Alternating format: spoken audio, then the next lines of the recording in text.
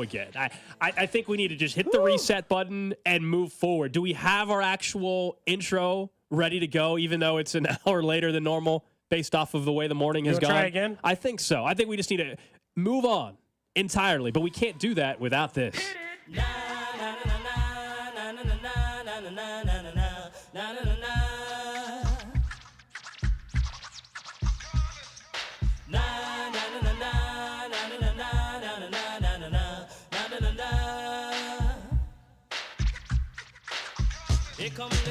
Now we're ready to go. Here we go on a Wednesday. It's like doing a 3-hour show. In studio. Kinda. Except for all the stress in the first hour was more than a normal amount for 4. Yeah. It's all good. Seriously, appreciate Drew and Spec for holding it down, especially Drew. Drew. I tried. For doing that. That's never fun when all of a sudden something like that happens. But that is live radio, and now we move forward. I do want to talk about Royals and opening day. Starting to see more stuff come out today as you and I both just drove by Kauffman Stadium on the way back. It looks lovely. It does look great. Full of bunting. I saw a lot of bunting as I drove past the interstate on 70.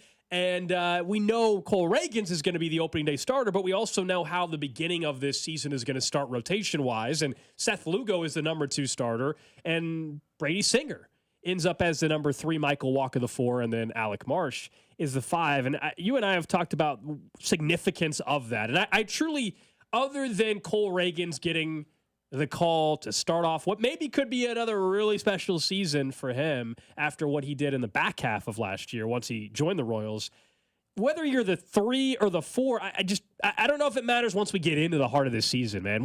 Once you start getting away from a bunch of the off days that you get early on or the one that you get right out of the gate on Friday, some injuries might happen. Like, we're going to forget. I bet you if I ask, not you, but if anybody, just the average fan, June, oh, by the way, who's the 4th starter? Nobody's going to care and nobody's going to know. No, but it does set an expectation for where you expect them in order of performance this season. Teams set this up for a variety of reasons. I don't think if we ask JJ Piccolo, who will join the show tomorrow at 11:45, I don't think he would just be like, no, that's not necessarily in order of lowest ERA and most strikeouts 1 through 5. But in a way, it does set the expectations for how much you still earn out of them. And Brady Singer, the most interesting one out of this, is still, he has a ceiling as a 3, Gold, and he is a huge swing guy in the rotation. And when they set him up with those expectations again and some revamped pitches again and all the things that we came into last year, then you have to again count on Brady Singer.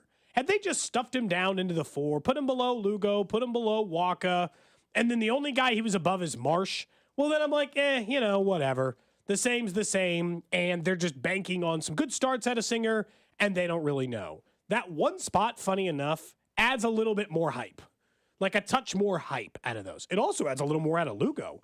Walker and Lugo both were like kind of equally big signings a little bit in the offseason, and Walker, with the much longer history of starting, they got big eyes on Lugo. And I'm assuming some of that is the way they just want to set up the rotation and maybe the analytical matchup end, but it's not nothing that he's the number 2. Does that make sense? It's not everything, but it's not nothing. I hope we're in August or September and we're talking about series that are magnified and we're sitting here because the Royals are doing well and we actually care about a random Detroit and Kansas City series on August 20th or whatever. I don't know when they play in August, but you get the point. I hope it matters. And certainly if you're in the postseason, how you set up your rotation, then everybody cares about that. I just think the first weekend, sure, and then we forget about it until maybe a meaningful series in September if they're actually in that position for the first time since 2016, basically. Yeah, that's where I'm at on the rotation stuff. I mean, nobody should be like, oh my gosh, I can't believe they did this or that. I'm happy Reagans is starting opening day for obvious reasons. We'll talk more tomorrow when we're actually out there, but that's the guy that gets fans excited right now in the rotation. Of course, and so that's why you throw him out there tomorrow. And he has earned it. I mean, he was one of the best pitchers, if not the best pitcher in baseball in late July, August, and September last year. So if anyone's asking, by the way, we are not at Rally House anymore. We had to speed back due to some connection-related issues. I was told while we were gone, Spec tossing a pair of Royals tickets to somebody to try to help facilitate the couch sale. Drew's couch is still not sold. We are. There's a couple people who have sent messages, and Someone on the text line right now is asking if it's still available. Somebody just said they'll get it. You have a tentative offer. I have a tentative offer. To pick it up this week. Club 6 to invite, Royals tickets, and how much? $300. $300. That's a good deal. I think that's a good deal for you. I think it's a great deal for you. I think you're doing fine there, and I think it's a good deal for the listener because they get a little added bonus on top of their couch. And they can think about you, Drew, every time they sit on it, you know? I don't know if they want that, though. I don't want them thinking about it. You don't need to I don't think anybody wants that on either end. Which situation? On either end. You don't think the person who's sitting on it be like, remember when we got that couch from Drew? I'm not, this is separate from your couch sale in general. Like a used desk or something is one thing. I'll admit, like used furniture is enough for you, huh? On certain items, like if you have a kitchen table, dining room table, TV stand, no objection there. That kind of stuff, whatever. I think it's stuff that involves fabric or whatever. I wouldn't want someone's used mattress or couch or something like that. Mattress is a hard no. Okay, that's brand new. Couch is okay, but mattress, yes, I agree. That's a. I don't know. Is there anything else that? It's mainly those two items. Yeah, it's those two. Like obviously you got couch doesn't bother me. You're selling a fridge, of course you clean it out, no problem. And stuff like that. Washer, dryer. If it's cleaned out and it's still working, that's fine. It's the couch and it's the mattress. And I don't know. Hopefully nobody's buying a used mattress anyway. But usually those get dumped on the side of I-70. I didn't see any of those driving in, but. Usually that's where those Why do end they up. dump them on the side of the interstate? People are lazy and don't want to pay to actually properly dispose. I also think someone said that there's a difference for them in the couch department if it's cloth versus like a leather or vinyl material. That's very fair. Feels much more. It seems easier to get out the deep stains that you're concerned about. That's all I'm saying. Yeah. People are more worried about. I think it's fair. Well, and I don't know. People are probably worried about like bed bugs or something. But Drew's a clean person, It is clean, yes. Although I'll say, your apartment, you should put some stuff up on the wall or something. He just moved in. Moved in. He's lived there for 6 months. Here's the one thing I think sometimes, and I'll let you. I guess I shouldn't answer for you, Drew, but based on experience, when you move around as much as I have in the past, and Drew has here fairly recently, you end up getting rid of more stuff because you move out multiple times. People hoard stuff sometimes because they haven't moved in 20 years. Sure. If you move, 4 times in a 10-year span, you're going to get rid of crap you realize you don't need because you're going to actually be packing stuff up more often. I don't know. We recently did just go through. There were some totes that we still had not even opened yet, and we're like, you know what? We haven't opened these yet. We're going to get rid of them. So we went ahead and we got rid of them. It looked like there was still a moving box in there. The reason. Yes. In the back of that photo, there's a moving box. He's lived there 6 months. That's a little weird. That is some stuff that we are taking to get rid of. Oh, okay. That's a donate. Is that not a Cody? What about Cody and Gold garage sale donation? Yeah. What kind of items are they? We like things for the a Cody lot and of Gold garage women's sale. clothing. A lot of We haven't women's sold a lot of women's clothing in the garage sale. No, it could. We could if that'd be weird. But if you want, we can. If you're just going to get rid of it and you want to put it in the garage sale, you go right ahead. There are some jeans that I was going to donate. I guess we could put some jeans there. I mean, I don't know if do the right. Go ahead and just donate it to like Goodwill or something. Okay, that's fine. Just go do that. The reason I don't put things on walls too, by the way, is I've thought like you're renting it out. I don't want to be the person who like nails something in the wall and you then can patch it. Or they got stuff now. Like a couple of the things that are hanging in mine are command hooks, essentially, like nicer command hooks. Mm-hmm. And that's how we had done the command hook thing before. Look, Gold's apartment isn't devoid of decoration. There's some things on the wall. Yeah, it's still pretty empty, but yeah. Yeah, but there's not nothing. Yeah. I'm surprised your wife hasn't made you put up some stuff. Yeah, she has not. We are thinking of putting up the Royals flag. Speaking of Royals and Royals flag, the open fandom. There's a Royals flag when we went to committed. When Cody and I went to go do batting practice, they gave us one of the things that they gave us. The gift pack was a huge Royals like a flag. flag. It's a very big flag. Yeah. Okay. Yeah. Good point, Drew. There you go. Yeah. Okay, good support. Look, I'm trying to figure out the things I missed for the entire hour that you and I were trying to figure out whether or not we could make the show work. One thing I did catch driving back in, though, I did hear you talking about the report that's out there from Jordan Reed about what the Chiefs could do with their pick at 32. I don't want to get into like, should they, who specifically they should be targeting, but Jordan Reed mentioned Veach is always aggressive when he sees a prospect that he loves. That's nothing necessarily new. We all know that. They loved Trent McDuffie a couple years ago, so they traded all the way up. That was the whole thing at one point in time before the trade. Like, Brett Veach never trades up in the draft. Remember that? That was the conversation. Yeah. Well, they traded up. for a guy they loved in Trent McDuffie, and it turns out he might end up being the best cornerback in football here very, very soon. He's already, to me, top 5. He might be consensus number 1 very soon, as in by the end of this season. Yeah. So it was a great pick. He'll be someone that we'll be talking about in a couple years needing a contract extension. What do you want them doing at 32? Because I did catch your conversation driving in about, hey, do you trade up to get a wide receiver? And I actually do agree with Speck on this, which is if you're trading up, I would rather it be because you think there's a tackle that you can't miss and he's your franchise left tackle. Not that he's the wide receiver that this year is going to be your number 4 or number 3 wide receiver. I would rather it be you love either another defensive lineman. I know you're big on the on going out and getting more interior on the defense help on the defensive line. Excuse me.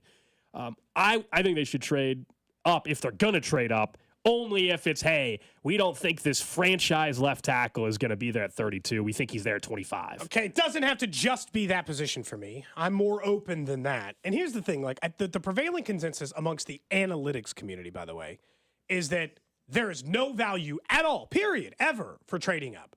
Now, that takes so much context out of it. Do you think that the Chiefs got value out of trading up for Patrick Mahomes? Of course. The trading up value is very simple.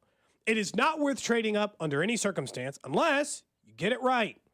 Then all the value in the world. The problem is more often than not, because the draft is a complete crapshoot, people who trade up don't get it right. But was there value when they gave up the pick to go up to McDuffie? Yeah, I'd say so, as you had previously pointed out. The 2 positions I am interested in trading up for are wide receiver and, left tackle. I'm not, I'm not dead set that left tackle has to be drafted in the first round of this draft. But I also understand that if it's a day 1 starter type, the odds of him just like oopsie stumbling to 32 and you get to just plug and play him, pretty low. 22, 25, more likely. Not a guarantee, but more likely. So if it is the Trent McDuffie situation, that's the case. But I'd still do it for wide receiver. Drew had mentioned earlier Brian Thomas Jr. It doesn't really matter the name that you're interested in. But if Adonai Mitchell is your guy, you think he's a future star, he's your Trent McDuffie of this draft, and you're convinced, and you're sitting at 32, don't wait till 32. It's a mistake. That's where, screw Sean Payton for saying, oh, Patrick Mahomes is my guy. Well, then don't just sit there at 11. If he was really the dude you thought he was, get to 9. He's yours at 9. That's why I like the trade up in the first round, especially because I don't think they need depth everywhere either. I'll be honest. I'm not, same position applies as a couple of years ago. I don't think they need 9,000 positions in this draft. What do you guys think it takes? So say, for instance, I don't know the exact team order again, but there's a wide receiver stretch in the 20s. What do you think last year? Well, what do you think it takes to go from 32 to 25? Usually like a third. The pick they're going to get for L'Jarius Sneed, whenever that becomes official. Yeah, I think it's just as simple. You said it, though, Cody, just the only way I believe you're trading up from 32, it has to be someone that you truly think is almost like a can't-miss type of guy. That you think he should have gone much earlier in the draft, and somehow he's there. And I think that's what happened with Trent McDuffie. And it helps when we now know that pick turned out well. So there's a great track record of knowing if this staff evaluates and identifies a certain player that they really do fall in love with, well, they've acknowledged and they've shown us, I guess, that they're pretty good at identifying that player. Yeah. So if you told me that we're sitting there on that Thursday night next month and the Chiefs go from 32 to 25 or 26, I'm going to actually feel pretty confident about the pick just because there's a strong track record. The only other time they've traded up ended up being maybe a guy that's turned out to be the best cornerback in football. And so immediately we will get the benefit of the doubt just off of that. I think they've earned that at this point. Now, I also think there's still a real possibility they trade back. We're talking about the fun part, which is being aggressive and trading up. There's also, hey, you don't have as many picks this year. You have a strong track record of drafting here recently. You've got a team in the middle of a dynasty. No one wants to let you trade up? Yeah. That's the other part of it. Remember, nobody really wants to trade with the Chiefs. And it's tricky because you and I have discussed their first-round pick this past year, Felix Anudike-Uzomah, did not really contribute this season. And so, by trading back, are you now less likely to have a guy with your first pick, even if it's a second-round pick, contribute and all that? But I think when you see the guys we've discussed that are due extensions, Creed Humphrey, Trey Smith, Nick Bolton, we're not talking about first rounders. We're talking about guys that were taking second, third round picks. And so that's where they've really thrived. And so if you told me that they had to trade back, as much as it would suck waiting on Thursday night for them to pick at 32 and then they don't actually pick, if all of a sudden they add another third round pick or something like that, Get some more bullets in the chamber for Brett Veach, and I think that usually bodes pretty well. Almost feels like I get it. One of the third-round picks is for next year, so it's not like but that's what makes me think they're moving up. Their willingness to trade Snead there makes me think that they want that pick and feel like they can use that pick in a similar mode to trade up. I think that's why Jordan Reed in that report is making that assumption about what they're doing. Now, look, some of it is because, I don't know, everything you hear about, I think there's other stuff going on with Snead, like not like off the field, but just like more than you would like to admit as a fan. Like, I think that knee might just be like a wet noodle at this point. And if that's the case, then, there's just less value out on the market for a player that they still got to give $55 million guaranteed to. Yeah, the Snead thing, and I think clearly impacted compensation, but the knee stuff with Snead is real, but also it clearly isn't so bad that a team was willing to, not give him $55 million guaranteed. So that's where I'm at. Like, it impacted the compensation. It's clearly a concern. Plus, he passed the physical that too. The scans, that the scans are problematic, but they can't be so devastating, or the Tennessee Titans wouldn't have given him a $55 million guarantee contract. If they do trade up, Gold, you want it to be for a tackle? I do. You would rather I really be a do. tackle. But he really wants a tackle. This is 3 years running. Gold desperately wants a franchise. Wanted one last for year. sure left tackle. I think that's why you really liked, and we both didn't have a problem with, you really liked the Orlando Brown Jr. deal because it seemed like that might be what happened there. Sure. And then he played here, and then the contract numbers, and they're like, nah, that's not our lifetime tackle. Let's figure out the next one. And they've cycled through. Now, I would make the same argument that we've made about other things. Hasn't exactly stopped them from being great. They haven't had a franchise left tackle, and they still got 3 Super Bowl titles in the last 5 years with 0 franchise left tackles. So, that might be where I'm like, and now you could be like, why do you want a first-round wide receiver? They haven't had one of those, and it sure hasn't stopped them. Like, well, they had 1 Super Bowl title with a franchise wide receiver, 2 without. I want to go back to the franchise one. So there's always an argument because of the level of success they've had to just be like, but they're fine. Nothing they need is that desperate, but there's still a point where you need to lock down a position. Trash of the day. I warned you guys yesterday. I said we could talk about the Drew's Couch yesterday because if you were going to have lunch, I said, go ahead and take a bite right now. Enjoy this. Take a quick bite of your lunch right now. If you're eating lunch, you're pulled over eating lunch, take a bite and enjoy this bite because I don't know where your appetite's going to be in about 30 seconds. So the trash today takes us to California, where a man was arrested. But you want to know why was he arrested? I'm sure, because that tells the full story. Normally, this is a story out of Florida, but it's out of California. There was a gentleman named Rosendo Tellez, and he got in trouble near Bakersfield, California. Eyewitnesses saw him strolling through town with what looked to be an entire limb that was attached to a person earlier in the day. Oh, no. What? Yeah. So Kern County officials say the leg was illegally taken from the scene of a train accident in the morning.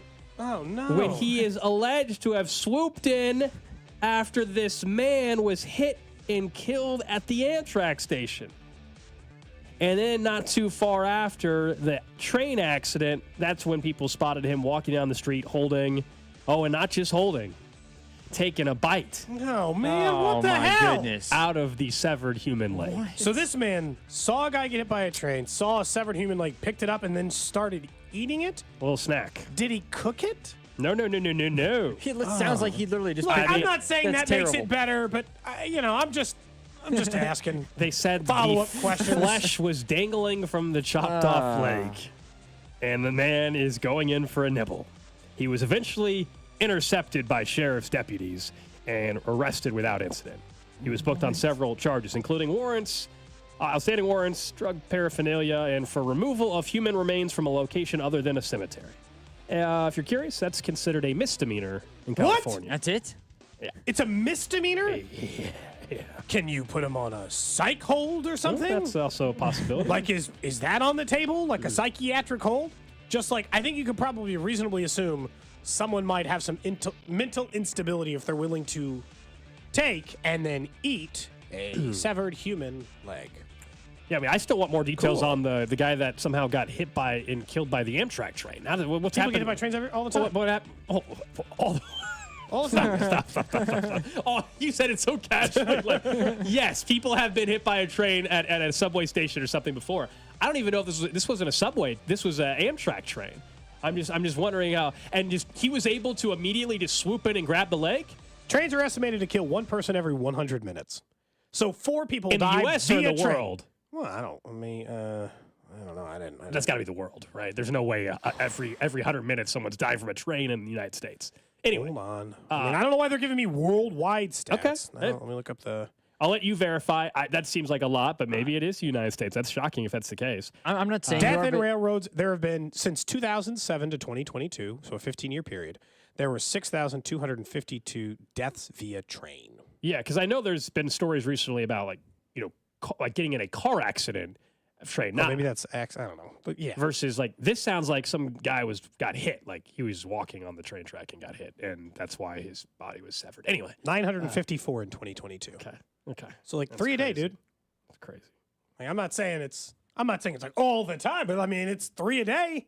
Someone says, talk about the right place at the right time. Ugh, man. Swooped right in. Just thought, cool. Swooped right in. You said that. Took it up. Swooped right in. Yeah, swooped Like right a in. freaking vulture. That's exactly what it reminds me of. Yeah, I warned you guys. Take a bite of that hamburger before we started Trash Today. So, great. You're welcome. So now, not only do I have to get worried about getting hit by a train, Don't look up the video. Now I got to worry about Don't look up the video. is someone eating my leg if for some reason it happened. We do have an update.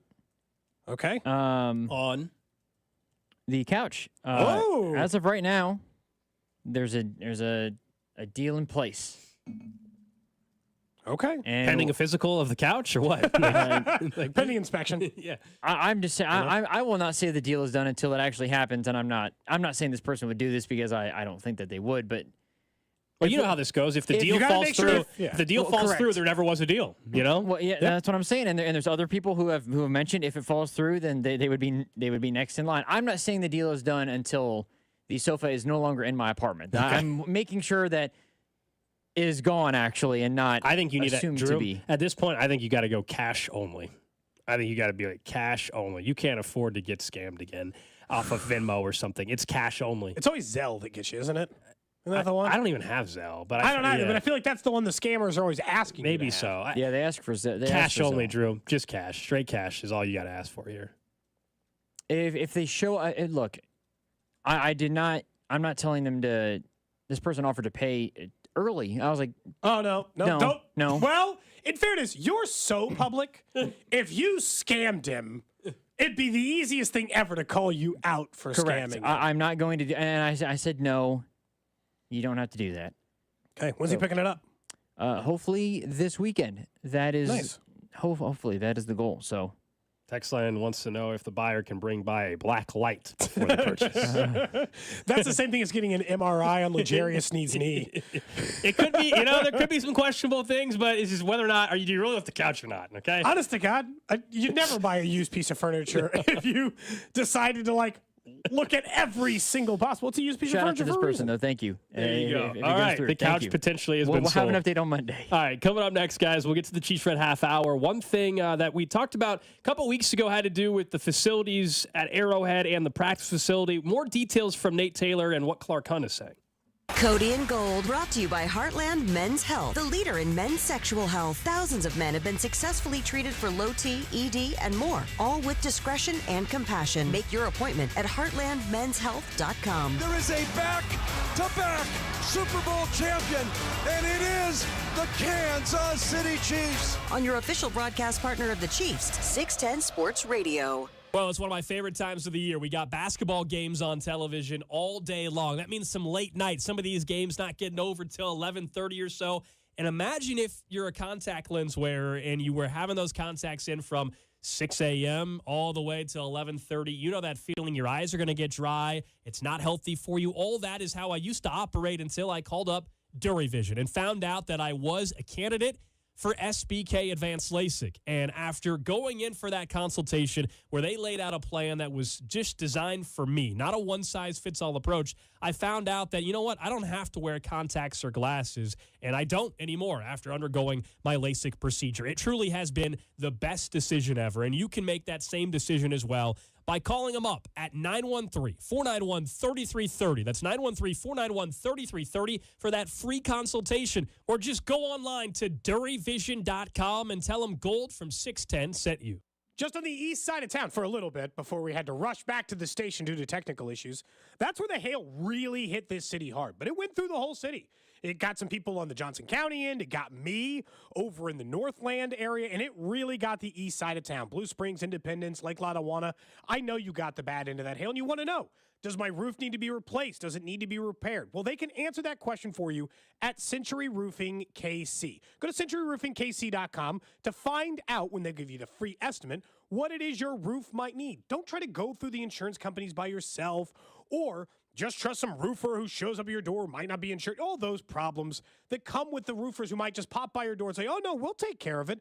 Trust a company who's been in the local Kansas City area for 33 years, which means you know they'll be in KC, so they'll stand behind their warranty for the life of your roof. Contact Century Roofing so you can find out what their experts can tell you whether or not the damage exists. They were voted best roofing company in Johnson County for 2 years in a row, and are currently offering some free upgrades on the roofing as well. So if you go to centuryroofingkc.com, you can see for yourself. Schedule your estimate today from KC-based, female-owned Century Roofing, 33 years in Kansas City. Trust the pillars of strength. centuryroofingkc.com, and tell them that Cody sent you.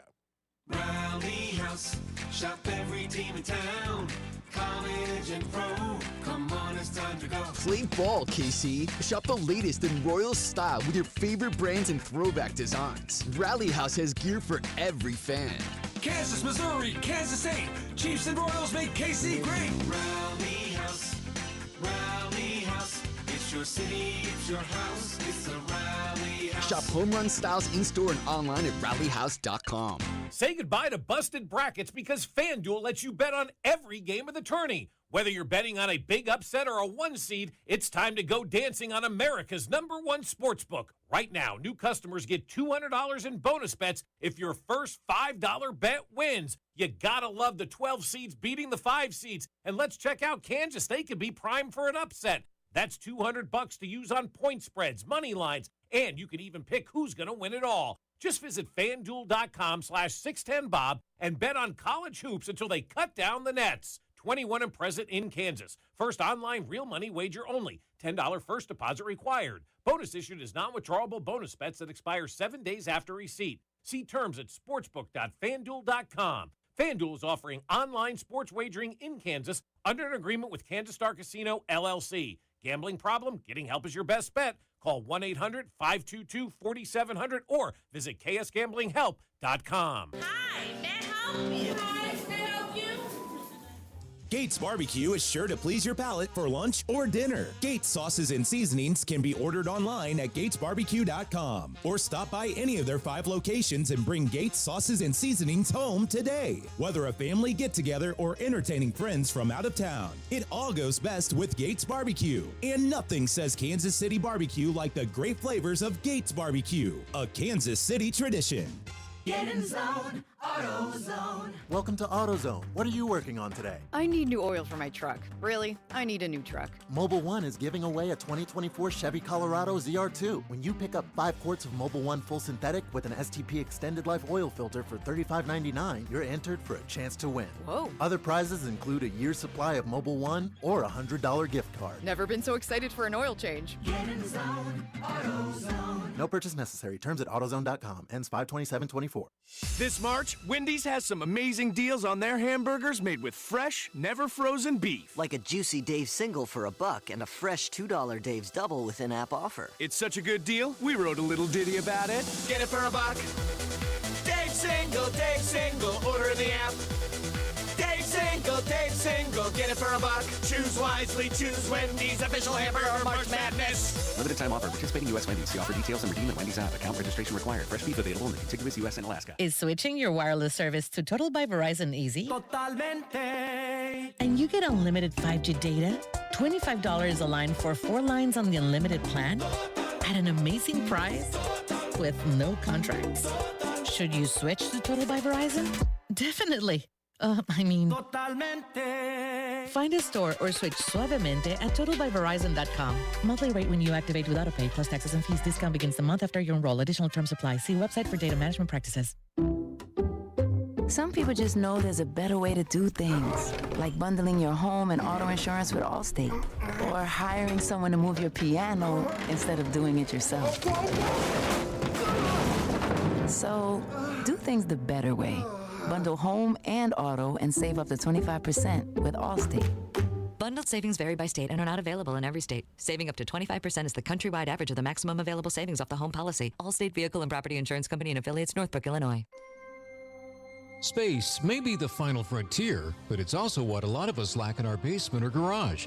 By switching to a Navien tankless water heater, not only will you have all the hot water you need whenever you need it, but you'll gain storage area as well. Maybe a place to display your space collectibles. Highly logical.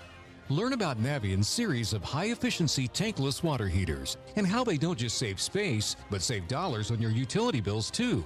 For more, go to tanklessmadesimple.com.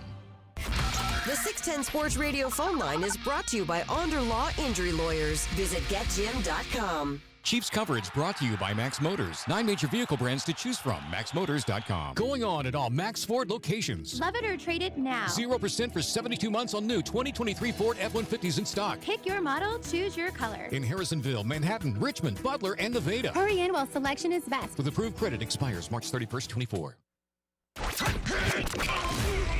Chiefs Kingdom. This is Mitch Holtis, and welcome into the Chiefs Red Half Hour on Cody and Gold.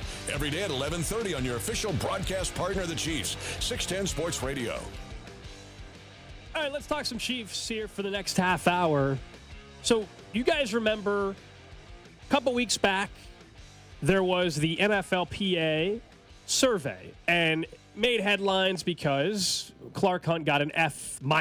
Yeah, I don't know why the minus stings so much worse, but it does. And you peel back and you find more details, and essentially it came down to facilities that some thought they were promised.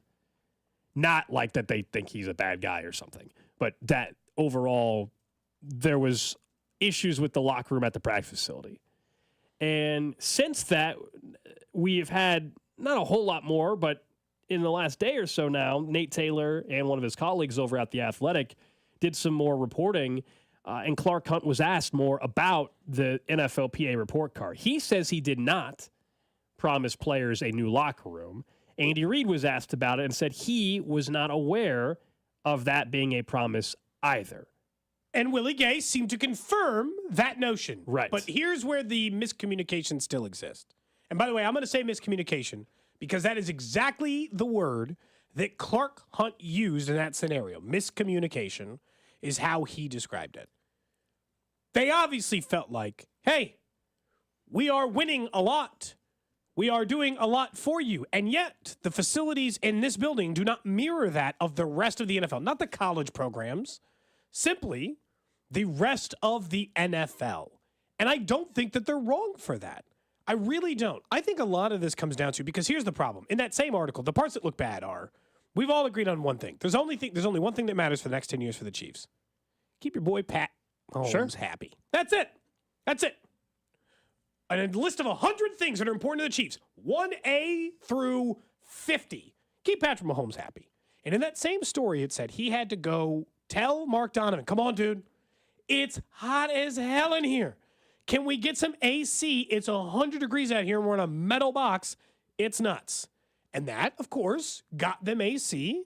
And Clark Hunt has promised some upgraded facilities this year and has admitted that the facilities are below the standard that they want.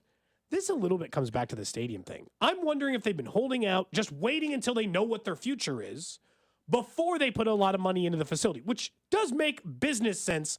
But if you're a player, it doesn't feel that way. Yeah, I think that's probably fair to say. I think if you know for another 25 years, you're going to be in that same spot. You're more likely to invest in it.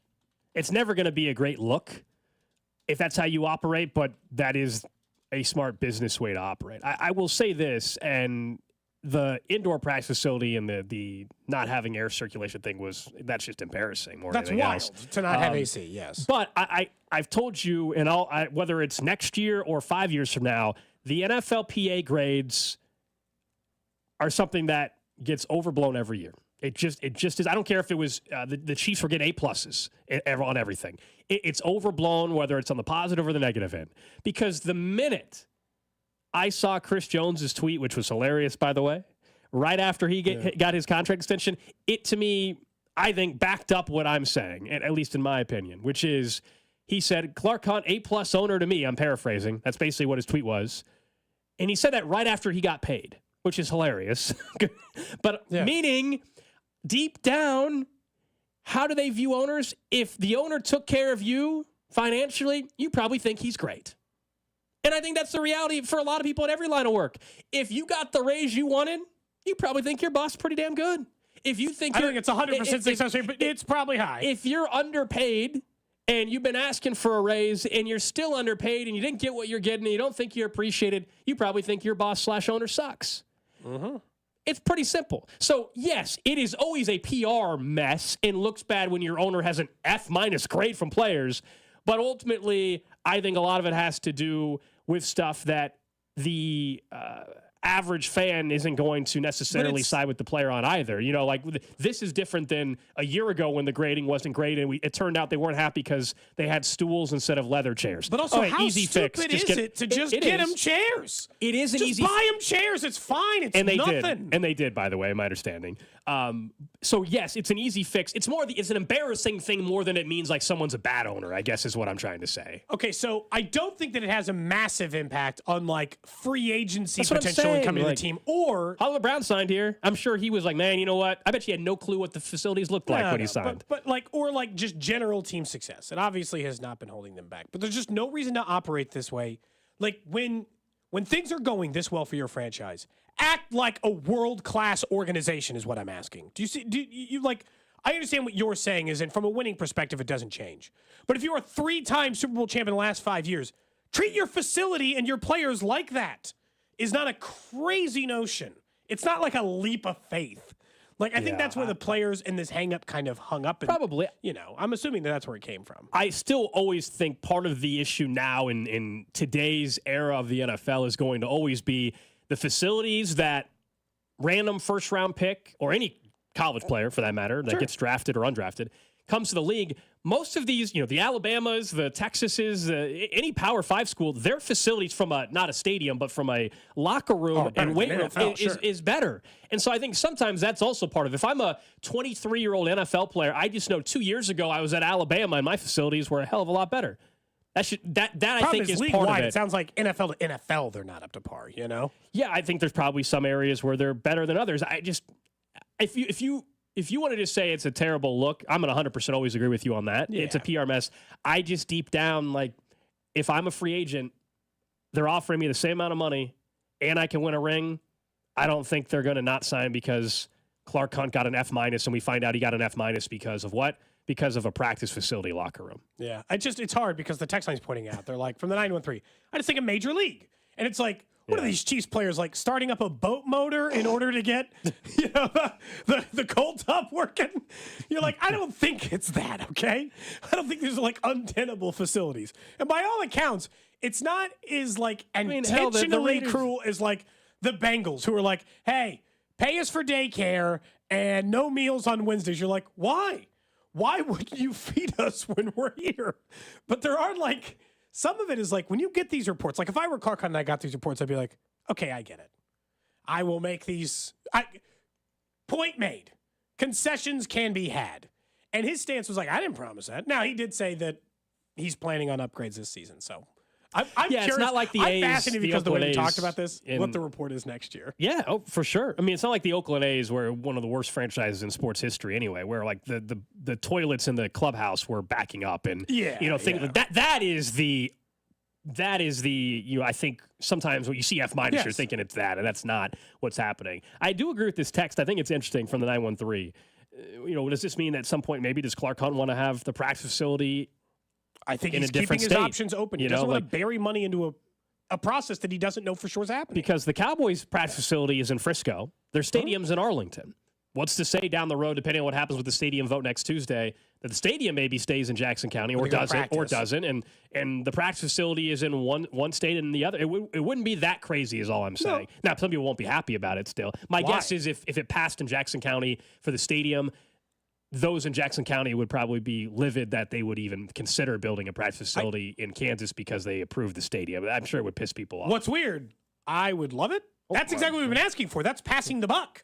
Yeah. That's Jackson County taking care of some of the bill and Johnson County taking care of some of the bill. What the hell would I care? Both sides are paying for something. Fine with me. Oh, I'm with you on that notion. I'm just saying I bet you people would be upset about that. In Jackson County, if you told them that part of their facility was gonna leave. The college stuff is really interesting because someone said, "Hey, it's the same with baseball. Going to minor league sucks compared to college." The Major League Baseball has a problem with college baseball right now because major league managers do not make as much money as college managers do because of the money in and around these universities. Which is, by the way, anytime someone tells you we can't pay athletes, they're wrong. They could just pay other people less, like ADs and presidents of the universities and baseball coaches for their universities.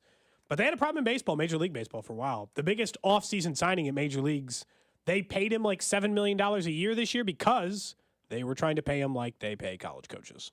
College coaches just make more. It's a wild system, at least across the board. I added you in a tweet. I just saw it. Well, Quick Trip, who now has the patch on the Royals jersey. We did ask an employee over at Rally House when we were there earlier today. I was like, hey, do you guys going to have the jerseys with the QT patch? They're like, we're not sure yet. They have plenty of other jerseys there. My guess is a lot of these places are going to sell through stock before they get to any that eventually have the QT patch. I support corporate sponsorship, so if I buy a jersey from Rally House, I will be sewing on a Quick Trip patch. Let it be known. Yeah, I support the Royals' decision to pair up with companies. Somebody texted that in yesterday, I think, and they were like, actually, I'm requesting that I'm buying the Quick Trip patch on eBay so I can sew it on myself. Yeah, I'd like it on the jersey itself. No, the tweet I added you at from Quick Trip says, maturing is realizing it's okay to eat alone in your car. I've been there, man. I've been there already. I've been in this camp for a long time. Especially if you're just doing a quick, a roller, if you're stopping, on the way home and you need something to hold you out until you get dinner. Taquito? You get a quick taquito. That one you just drive and eat. You don't have to stop. That one's just you're driving, you got the steering wheel, and you just that's an easy bite. That thing's gone in 2 seconds. Now, if you're going and you're getting more of them, I've only done the rollers and the breakfast burritos there. I've never gone full I get a slice of pizza there sometimes. Really? Yeah. That's the guy gets on the whole case. You're gonna get Casey's Defenders on the text line in a second. It's just there's not a Casey's by my house. There's a Quick Trip. They're expanding like crazy. Individual boxes of pizza. Casey's used to be a thing that was mainly in non-urban rural areas or whatever, and now they're all over the place. But yeah, shout out Quick Trip. I'm glad they finally put that tweet out there. It's about time people recognize it. Recognize that it's okay to eat in the car by yourself.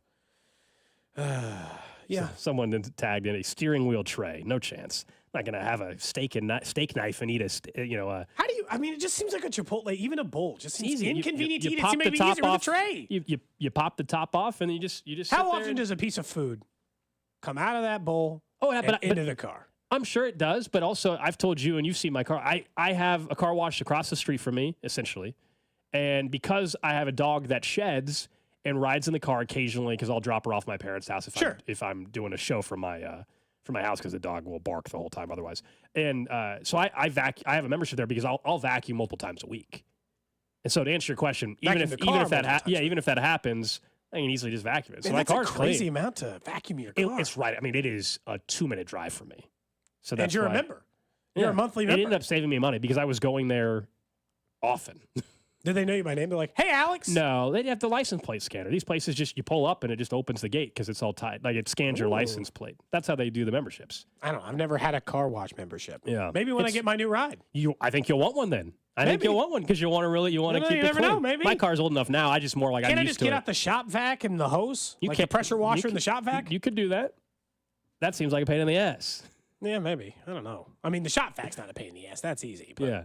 I think the pressure washer, I got to like hook up the hose and go through that trouble. That's true. That's specifically, I think, a little bit more of a problem. That is for sure. The exterior wash. Did you see the latest from someone that everybody in Kansas City loves? You see the latest from him? You know who I'm talking about. Mr. Florio. Oh, I thought maybe you were talking about Chiefsaholic. No, got in some extra trouble. No. After he settled his case, I hadn't heard anything. I don't know when sentencing is. June or July. Okay. I don't remember the exact time, but it's this summer when We've he'll got be some time. sentenced. No, I'm talking about Mike Florio. Oh, I did see this. Who is back to the disappointment, hating on the Chiefs. Look, every headline is like designed in a way that makes it seem like this is the Chiefs' fault, that everything in the NFL is bad. So the latest is, could the 49ers non-contact Achilles injuries in the Super Bowl be linked to their practice field? Remember, the Chiefs, just had so much better setup because the NFL rigged it for them. Not that, that rotates every year. Like the Chiefs, if they're in the Super Bowl next year, they'll be at the crappier facility, the college facility in New Orleans. And whoever they're playing on the NFC side will have the Saints facility, my guess is, But no. We got to go conspiracy with it. We all know that they had, unfortunately, some bad injuries in the Super Bowl. Drew Greenlaw was the big one. That sucked. He tore his left Achilles while jogging off.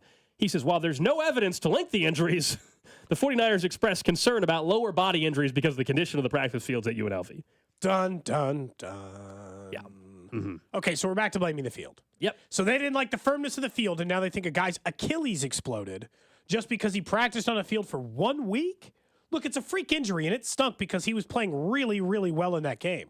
Matter of fact, when you went back to the mic'd up audio, Patrick Mahomes in particular was on the sideline saying, you better match that guy's energy or we're going to get beat today if we can't act the way and play the way that he's playing, specifically him.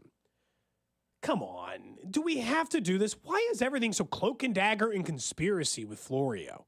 Why does it have to go like that? He also hates the kickoff rules, in case you're curious. He's like, did you see? That league's not even using that kickoff rule. The NFL adopted a kickoff rule that's been disbanded. Meanwhile, he's ignoring the fact that they merged and had to agree upon a collective grouping of rules, one of which wasn't the kickoff rule at the time. That doesn't mean it's a bad rule. It just means that two dysfunctional organizations probably aren't great at functioning together yet. No, I do not think that the injury had anything to do with the practice field that the 49ers were on. I can't even believe how big of a story the 49ers let that be in the Super Bowl. Not the media, or the grouping of people. The Florios of the world, they're always going to make that be like, this is unfair. The guy who runs 49ersfangroup.com, they're also going to hate the practice field. The 49ers players is what surprised me in that one. They made it seem like this is a travesty. This field's too soft. We've been robbed. And it's just like, come on. That's your excuse for losing the Super Bowl? Well, okay, so I don't think the 49ers players are saying that's why they lost the Super Bowl. I think there's part of it I agree. If you want to just complain that you thought your practice facility wasn't up to your normal standard, that's a fine complaint. But what actually bugged me more, Cody, was the week of the Super Bowl, and it was acting as if the Chiefs just happened to end up with the best and they should facility. Just cave and give them all their practice time. Yeah, no, it rotates every year. The AFC team for last year's Super Bowl was always, whether it was the Chiefs or the Bills or whoever was going to be there. That's a funny joke. Whoever was going to be there was going to be actually at that facility. Next year, the NFC and AFC are already assigned. I could probably look it up if we wanted to. Next year, the AFC they already know where the AFC team is practicing right now. And it's not the facility where the Super Bowl is. That will be the NFC team. So that whole thing was ridiculous, but it's unfortunate they tore their Achilles. They'll be at Tulane or whatever. He even admits in the article there is no proof. There is no proof that the field actually caused the injury, but I'm going to go ahead and claim that maybe the injury was caused by the field. Well, and it's not like they're playing. It's not like they're playing. They're playing. UNLV it's got a nice facility. It's not like it's a high school. They've got. It was Arizona State's. In Phoenix a couple years ago, and then a lot of colleges use turf. That's a lot of NFL teams have. It's not like they're using anything. It's not like they were on a field that is completely foreign to what they might have at their own facility or they've played on before. So it's not. The NFL should try janky before these teams start complaining about this. Well, then get with the owners and try to demand a universal field in the next 20 years. Right? Say 20 years from now we want all grass. Everyone has to be grass now. Yeah, but not even all the players want. That's what's like. Everybody assumes everybody wants that. Not every player wants that either. So we're back to just the. But do a majority. You know how this works. Majority Yeah. rules. If it's 70% that want it, then fine. But I mean, that's the problem. Getting a consensus on this thing is out of the mind. It's just every headline is just some sort of version of not telling even 10% of the whole story. I also just that story sucked during the week because it felt like people were like mad at the Chiefs because they wouldn't change their practice times to accommodate the 49ers. I'm like, why should they? It's a field. Like, I mean, I'm sorry that it's a little softer than you'd like, but that's just the reality of it. And like you said, because it switches every other year, then I really don't care. Yeah, my guess is just knowing New Orleans like a little bit of their setup down at Superdome. I've been there one time, but my guess is one of the facilities is going to be the Saints, and the other team might be down at Tulane or whatever, right? I mean, that's probably what they're going to have set up. Tulane's the major university in that area. That's probably where they're going to have one of the teams situated. That's just usually how this stuff goes. I'm surprised the 49ers didn't suggest a rule change that is the NFL pay for a grass practice field for the university they're going to go to and the Super Bowl sites. Because they're 3 or 4 years in advance. You could certainly do it. Mm-hmm. You could grow it in that special lab or whatever the hell they do for the NFL fields, remember? I don't remember what it was like. Dexter's Lab, is that what you're going for? I don't remember. You know what I'm talking about. Like anymore, they grew this grass for 4 years under special UV light. And then 2 years ago, it was moldy and disgusting and awful. Last year's great. We were on the field for both. Allegiant did a great job with everything. In the field I love that stadium. I know it's the Raiders' place, but they top notch. Everything was perfect. It really was. Like, it was an impressive facility, and by all accounts, everything was organized. It was a smooth operation. Yeah, I had no complaints about it. I just think he likes to stir up trouble. That's accurate. That's accurate as well. Thanks, Mike. Thanks, Florio.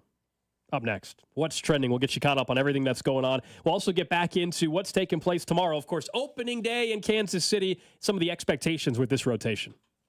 Cody and Gold, brought to you by Heartland Men's Health, the leader in men's sexual health. Thousands of men have been successfully treated for low T, ED, and more, all with discretion and compassion. Make your appointment at heartlandmenshealth.com. There is a back-to-back Super Bowl champion, and it is the Kansas City Chiefs. On your official broadcast partner of the Chiefs, 610 Sports Radio. You're looking at your parking lot as the weather starts to get warmer. You're like, boy, I should have been taking care of this project last year. Call my friends over at Gann Asphalt and Concrete, where they're one contractor, all things parking lot. From start to finish, they will take care of a streamlined project for you. Maybe just potholes, right? The harsh winter conditions getting the better of you. Sure, fine, they can fill those. Or maybe you just need to update your striping or just get a fresh seal coat. They can take care of any part of your project, and they can take care of it from start to finish. Let's say your business needs a whole tear down of the project. You got to regrade it, re-asphalt, put everything down, and you want the stripes and the bumper blocks and signage to go with. They can do all of that for you. I was just talking to one of the guys who works over there. They put a pickleball court in the parking lot of one they were just working on. And I suggested the other day we get a 3-point line so that we can actually play the drive 2-on-2 in basketball right here in the parking lot. It doesn't matter what your needs are. Gann Asphalt and Concrete can take care of them for you. They've got reviews up at GANNasphalt.com so you can see how much their customers love them. And they're celebrating 30 years in Kansas City. So go to GANNasphalt.com and see what they can do for you. Hi, it's Trey Smith, and in order for our team to get a victory, we need honesty, teamwork, work ethic, humility, and the golden rule. That's why my truck is from the dealer that embodies all those values, Victory Chrysler Dodge Jeep Ram. And Victory Chrysler Dodge Jeep Ram also supports Giving Hope, whose sole purpose is to feed and clothe the needy in Wyandotte County and beyond. Giving back in the highest integrity, that's how Jeff and his team do business.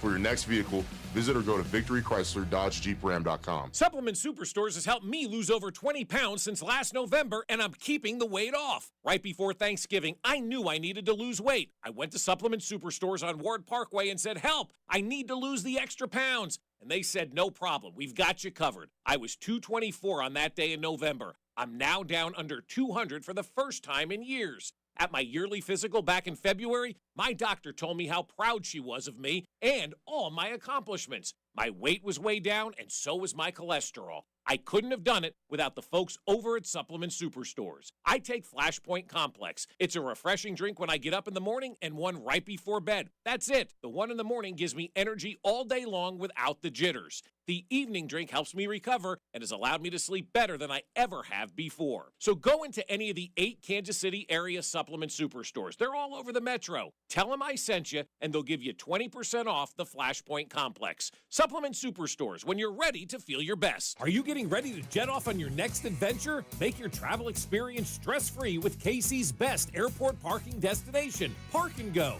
No need to worry about the elements because all spots are covered. Park and Go's quick and easy shuttle services pick you up right at your car and take you straight to the terminal.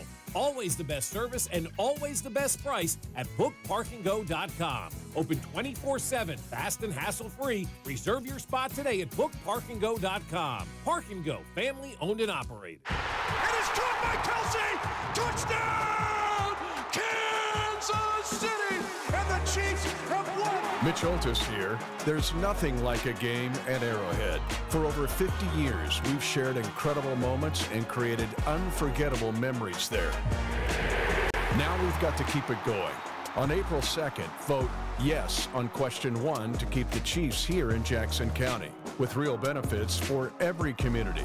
New renovations at Arrowhead, and you don't pay any additional taxes. Chiefs Kingdom, this is a golden era of sports, and together we have built a major league city. There's no place like Arrowhead. Let's keep it going. Intercepted! It's intercepted! Kansas City, you've got a champion! On April 2nd, vote yes on question 1 so we can keep the Chiefs in Jackson County. Paid for by the committee to keep the Chiefs and Royals in Jackson County. Whitney Beaver, Treasurer. Barbecue put Kansas City on the map, and Smokehouse Barbecue has been serving up the best barbecue in Kansas City for over 35 years. Hey, it's Bob Fesco. When my family and I want delicious baby back ribs, burnt ends, and hickory pit beans, we head to Smokehouse Barbecue. Of course, no trip to Smokehouse is complete without their Cajun chicken wings, which are the best wings on the planet. Visit them in Independence, Zona Rosa, or Gladstone, or at SmokehouseBBQ.com. For over 35 years, locally owned and family operated, it's Smokehouse Barbecue. Are you in need of top quality metal for your next project? Look no further than Metal by the Foot. Whether you're a DIY enthusiast, contractor, or business owner, Metal by the Foot has the perfect solution for you. Steel, aluminum, brass, and stainless. The Foot. Blue Demon Welding Supplies, filler rods, and wire. The Foot. Cronius Professional Welding Equipment, service and repairs. The Foot. Located in KC and Topeka. Online at metalbythefoot.com. When you need a piece of metal, remember, metal doesn't have to cost an arm or a leg, just the Foot.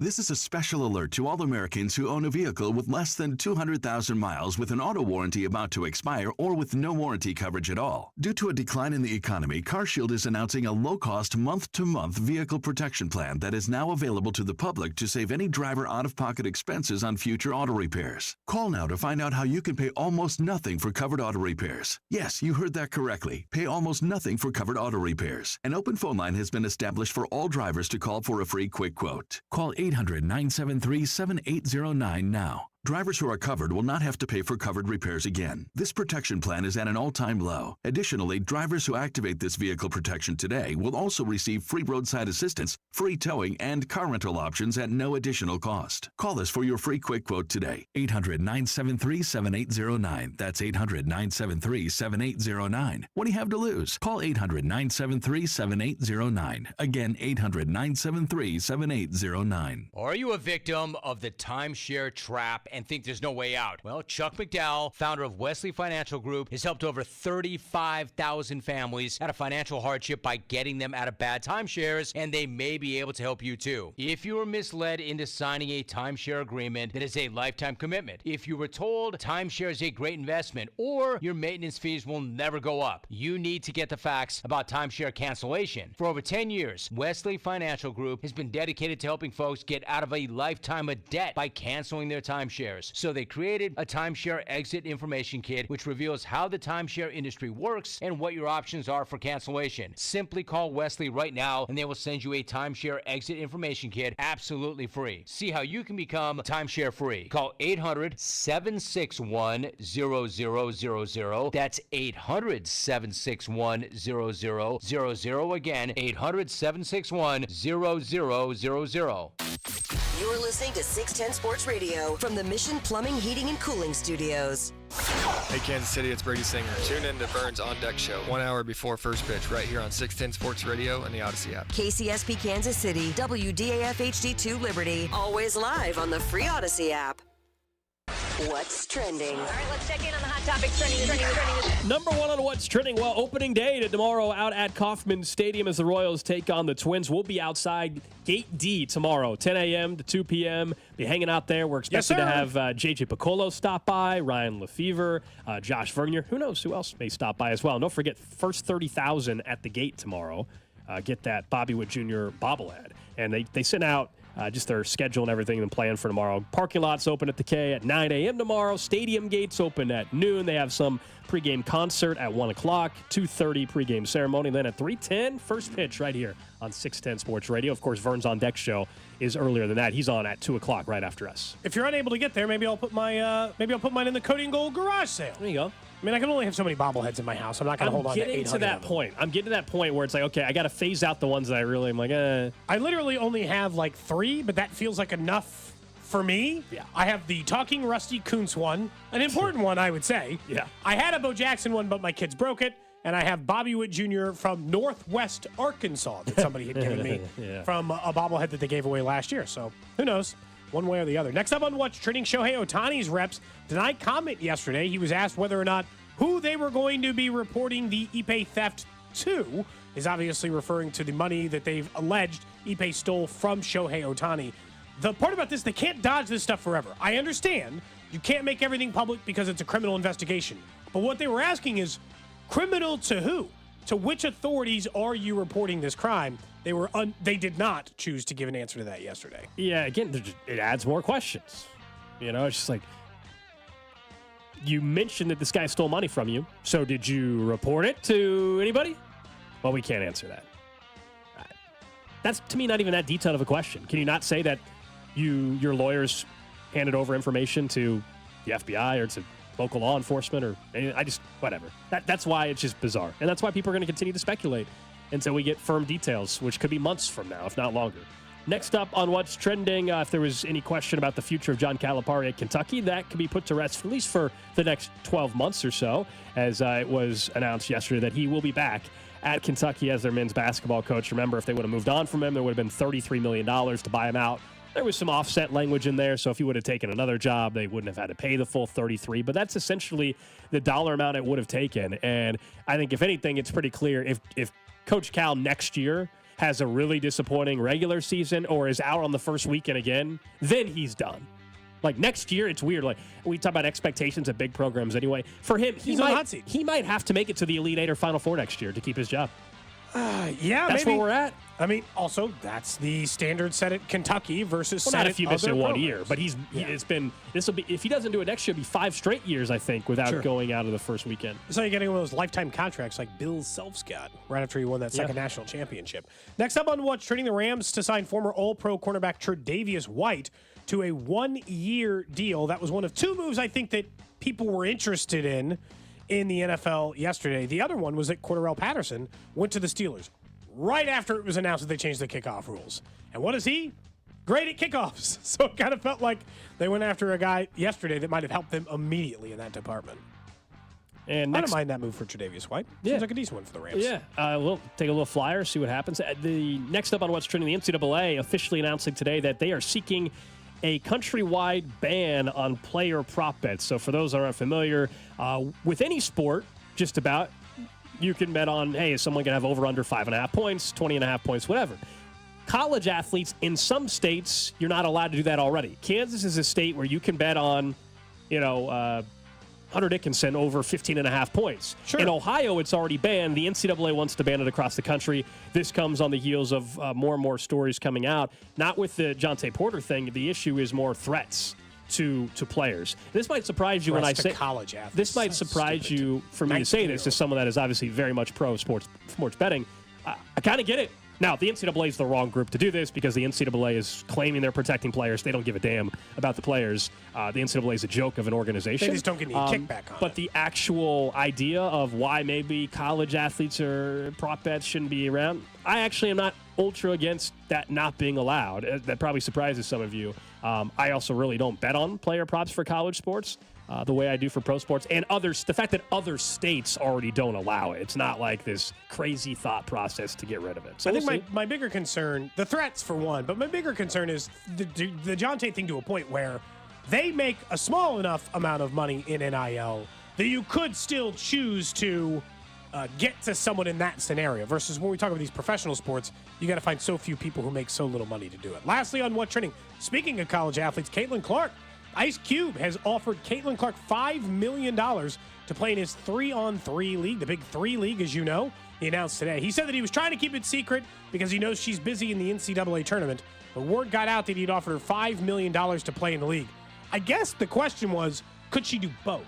Could she both play in the WNBA and also take the $5 million from Ice Cube to play in the Big 3 League? Look, I don't blame them for offering. She's one of the biggest stars in sports right now. Oh, and they want their name attached. I mean, even the story coming out is good news for the Big 3. When's the last time we said the Big 3 on the show? Exactly. But, also, $5 million for that is the amount of money that WNBA players get is terrible. Yeah, now she's going to, because already endorsements. Sponsorships will take care of her. So she's going to make way more than the normal NBA, or excuse me, the normal WNBA player.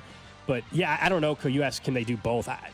Because it's during the summertime, their season. I think it would be they're not at the same time. I mean, if I was at the WNBA, on one hand, you're like, oh, it's good to have her more visible. It's still good for our league. But on the other hand, you're like, wait, we're signing you to a contract. We're committing to you. Or do we want you playing year-round? Is that going to hurt your health? But think about from the WNBA's perspectives. She's up there against former NBA players, current NBA. Visibility. You know, like the visibility. I actually think it brings more visibility to the WNBA, Caitlin Clark, and the Big 3 because she's playing against men. People will be like, let's see how she handles herself against, you know what I'm saying? Like, it's just, I don't even know if it's people will pay attention to that. I don't even know if it's a gender thing. Like, I think some of it's that. I think a lot of it would just be year-round, she would be front and center, you know, and so the visibility aspect to that, maybe there are some people that would view her differently, I guess, if she was going and dominating on the Big 3. I don't know. But I just think that people will always look at that. I mean, some people recently are upset with her anyway. It's ridiculous. Why? Because she said or what'd she say? Shut the F up? I don't know these, but yeah, people in the last 48 hours. It's because she was going after reps, I think, in the. She's a competitor. If it was Patrick, by the way, Patrick Mahomes. I've never seen never seen Patrick Mahomes do that ever. Right. No. And as you've said, Gold, multiple times, every single NBA player, as soon as a foul's called, is, we got to go back and review it. It wasn't a foul. Yeah, they're all doing it. Everybody no does problem with that. That's what's trending here on Cody and Gold. Don't forget, though, even though we had some technical difficulties earlier, Rally House is the place to go for all your Royals gear for opening day. So we appreciate Rally House, and hopefully we'll be back out there soon. But Rally House has every jersey, and even the ones that you don't see on display, they do all the customization there too. So whether it's you want your name on the back, or hey, maybe you didn't see a Reagan's jersey and you want a Reagan's jersey for opening day, they have in-house customization on the jerseys. We saw the machine right next to us when we were out there at the Independence location. So we are sorry that we weren't there today, or we were there but then had to leave due to technical difficulties. I did bring some of the Cody and Gold shirts. I managed to give some of them away to a couple of listeners who were just showing up before we left. I'll try to bring a few more out to the K tomorrow. Speaking of college athletes, I missed this story yesterday. We were talking about Diddy. It's a former Syracuse basketball player that's maybe his drug mule. Allegedly, The quote tweet, the reason why I saw it is the quote tweet. It said, the original story from Complex Sports said Diddy's accused drug mule is alleged former Syracuse basketball player Brendan Paul. He was arrested on cocaine and marijuana possession and charges in Miami. The quote tweet was there are over 380,000 student athletes, and most of them go pro in something other than sports. And I was just like, oh my God. We just got off the show yesterday, and so TMZ put out the mugshot of this guy, and I quote tweeted it as well, because somebody else mentioned it to me, and they're like, is that the Syracuse player? And then you can obviously we used to play college basketball. You can easily look up his photo and that's the same dude. And then everybody caught up. Everybody picked up on it, and now it's just pretty much confirmed that at least that's the guy. We don't, he hasn't been, proven guilty, but that's the guy they arrested. That's definitely the guy. I would love the story there. Syracuse basketball player to Diddy's drug mule in how many years? I don't know. He played at Syracuse for a year or something. Then he transferred to a different program. But yes, the story of how he got connected to Diddy and became allegedly his drug mule, I do want to know the story on that. You're right. I think I would read a book on that or listen to a podcast or whatever, I think so. I'm sure there will be a documentary out I think there'll be plenty of documentaries on this whole situation right now, which he still, nothing's happened yet. I guess he called it a gross abuse of military-like force yesterday. Yeah. I saw the video. TMZ's everywhere because I saw they already put out the video. Somebody got into his house besides law enforcement, and there's video of how ransacked it looks. Because look, it's the FBI. They're not exactly folding your clothes and tucking it back in. You know what I mean? And making your bed for you. They went in to find stuff, and so his place was just a complete mess. I've seen those. I've almost considered those for random questions before because they'll be this is a question I've seen on Reddit, right? And it said, all right, you have to hide a paperclip, in my house, right? I got to hide a paperclip in my house. And they're going to look for it for 24 straight hours, just like this. Yeah, they're going to find it. Do you think you could hide it in a place where they wouldn't find it? No. 24 hours, they're tearing your house apart. Let's say you get $100 million if they don't find the paperclip. And they know what they're looking for? They know they're looking for a paperclip. They're going to find it. Damn, you don't think I can hide a paperclip? They had 30 law enforcement agents from Homeland Security going through his house. So imagine if they were just going through your house, which in this scenario was about 10,000 square feet smaller. But they're going to find it. You know what I mean? So I couldn't hide it on the inside of the bottom part of a light bulb, undo the bottom part of the light bulb, roll it up inside of there, put it back on, put it back into the thing. Think about the clever ways in which you could hide. You don't think they've seen and heard of someone trying to hide drugs? You know what I mean? In I this know, scenario, 24 hours. 24 hours is a long time to be digging through literally everything in my house. For a paperclip, we're talking about a paperclip here. Obviously, drugs, they can bring in dogs and smell it. But I get what you're saying. I think they would find it, man. I think that if they really wanted, if they knew it was a paperclip the whole time, they would know it would obviously be in a small area. They wouldn't, you know what I mean? They're not going to just. You're not going to leave it out in the It's not going to just be right under your pillow, just chilling there. You know what I mean? But you can't. They still have to check. They got to check all the obvious Someone says, places drop the too. paperclip down a drain and retrieve it with a magnet later. I assume that's the first place they're going to check. Drains? Maybe you could hollow out a tile in your bathroom and then re-grout it and hide it. But could you make the grout match? That's too obvious. Underneath a toilet, inside the wax ring of a toilet, they're going to pull up every toilet. I think I could hide it. I think I could get the paperclip. How long do you have to hide it? This hypothetical is tough because we know, in this one, we have to act like the paperclip's the most valuable thing in the world because obviously they're not. Their job is to come in to find this paperclip. They need that because somehow that connects you to something. You know, it stops a nuclear weapon from going off. It doesn't matter, right? They would find it. Man, they would find it. I mean, if it was that, yes. While we're talking about just random current events and things like that, someone did win the Mega Millions last night, so it was none of us on the show, as none of us reside in New Jersey, unless you had someone in Jersey buy you the ticket and they agreed to give you the ticket. Somebody in New Jersey won the over $1 billion jackpot. Must be nice. It's 900 for Powerball. That's so tonight. I'm back. Powerball's tonight. Oh, so I got to go buy one a day? Oh, man. The Powerball is tonight. Let's see. It is $865 million. Cash value, $416 million. So it says, okay, Cody, you hide it. Select a team of listeners to ransack your house. Yeah, let's go. We'll have that live streaming. People would watch. I don't want people to rant. Is there a prize at the end of this? That was the hypothetical I was giving before. If they find it, I would say yeah. Okay. I mean, is there a reward for me for someone just trashing my house? I really think I could. I think I could do it. Someone says maybe they can help my wife find her keys that she loses all the time. I never lose my keys. That is not a problem for me. Hasn't been. I know that. I think it's harder now to lose your keys than it was 20 years ago. Why? Because now every newer car has much bigger key fobs and stuff. Yeah, I think before it was probably easier when it was truly just a key. Yeah, and now it's a whole fob. It's a little harder to lose. And we got AirTags now. You know, you put the AirTag on the fob as well on top of it. Interesting. I don't have an AirTag on mine. The battery went dead on my AirTag, so I don't have it right now. Like so I don't have it. I've never done that, but I also don't lose my keys. So I guess someone says they'd slide the paperclip under the roof tile. That's a good one. It's a lot of roof tiles. They got to take apart your whole roof? I really think there might be a way to hide it. Man, I should have made this a random question forever ago. I considered it.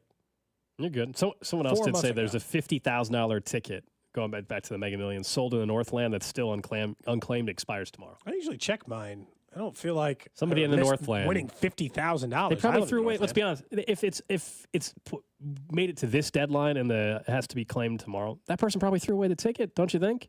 They didn't even know. I don't think lottery tickets should expire. If I find it 10 years from now, I should still get my $50K. Hold me liable for I won it. Well, they want to close it out probably 10 years? and move on or That's whatever. a long time though. What is it? A year? I don't know. I haven't been in that spot before where it actually matters. I'm not sure. Yeah, I'm not aware. But that's just, to me, they probably threw away the ticket. They thought it was a losing ticket. Oh man, and it was at a Quick Trip. That's where I buy in my the lottery Northland tickets. Hold on, wait a second. Expires tomorrow. Do you think I lost? But see, you would have already thrown it away. You don't just have random lottery tickets hanging out around your house, do you? Paywall just to read this story. This is an unimportant story. But wait, it's your lucky day. Just for you only, it's 99 cents. Nope, they actually offered me the free 48 hours. Wow, even better. You know exactly where I'm at. They'd like to know if I'm a Democrat, a Republican, an independent, or other. I'm going to go with other. What website are you on? The Star. Okay. They make you take a survey in order to get it. Check your ticket. Okay, so the which box did you check? I said I clicked other. Oh, okay. By the way, I'm my own religion. Or no, wait. Not even religion. I don't know what we're talking about. That's a whole other conversation. Political affiliation. Yeah. Check your tickets, Kansas City. It said a 50,000 ticket was purchased in Kansas City's Northland in September at a Quick Trip off of Northwest at 90th Street in Kansas City North. That's too. I didn't go that far. It's fine. So now we can officially say it's not you. It's not me. There was still part of us that thought it was you, but now 100%. 100%. Not me. Okay. That could have been. We could have had some fun with the show fund. If it turned out there I would, had forgotten about the there would fact. be no show fund. $50,000? It's only $50K. But you wouldn't put that money in the show fund? No, but we could put because it's only $50K. It's less than that. It's like 25,000. That amount. It's enough for you to maybe pay off some debt or go on a nice vacation. That's all that's doing for you. It's not changing your life necessarily. No, I mean it changed enough. If someone was just $50,000 changed my life. But again, it's not 50,000. I'd have to keep. It's 25. I'd still have to keep showing up to this job and stuff. Yeah. You know? All 32. All right, let's. Suggestions are getting increasingly weird for the paperclip. Yeah. Yep. Let's get to all 32. The Dallas Cowboys.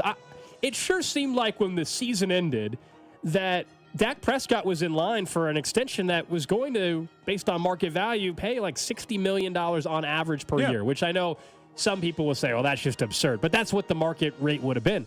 Now, some of the comments out of Dallas, Jerry Jones, they're not giving him an extension. They're going to play this thing out, barring something seriously shifting. It's been a weird offseason in Dallas. Not only did they retain McCarthy, they haven't really done a whole lot. They lost Tony Pollard, Michael Gallup, which is fine, but they really haven't done a whole lot down there. Lane Vander Esch, they cut. He's now retired. Yep. So they're just going to let Dak play out the final year of his contract? At that point, and I agree with Rob.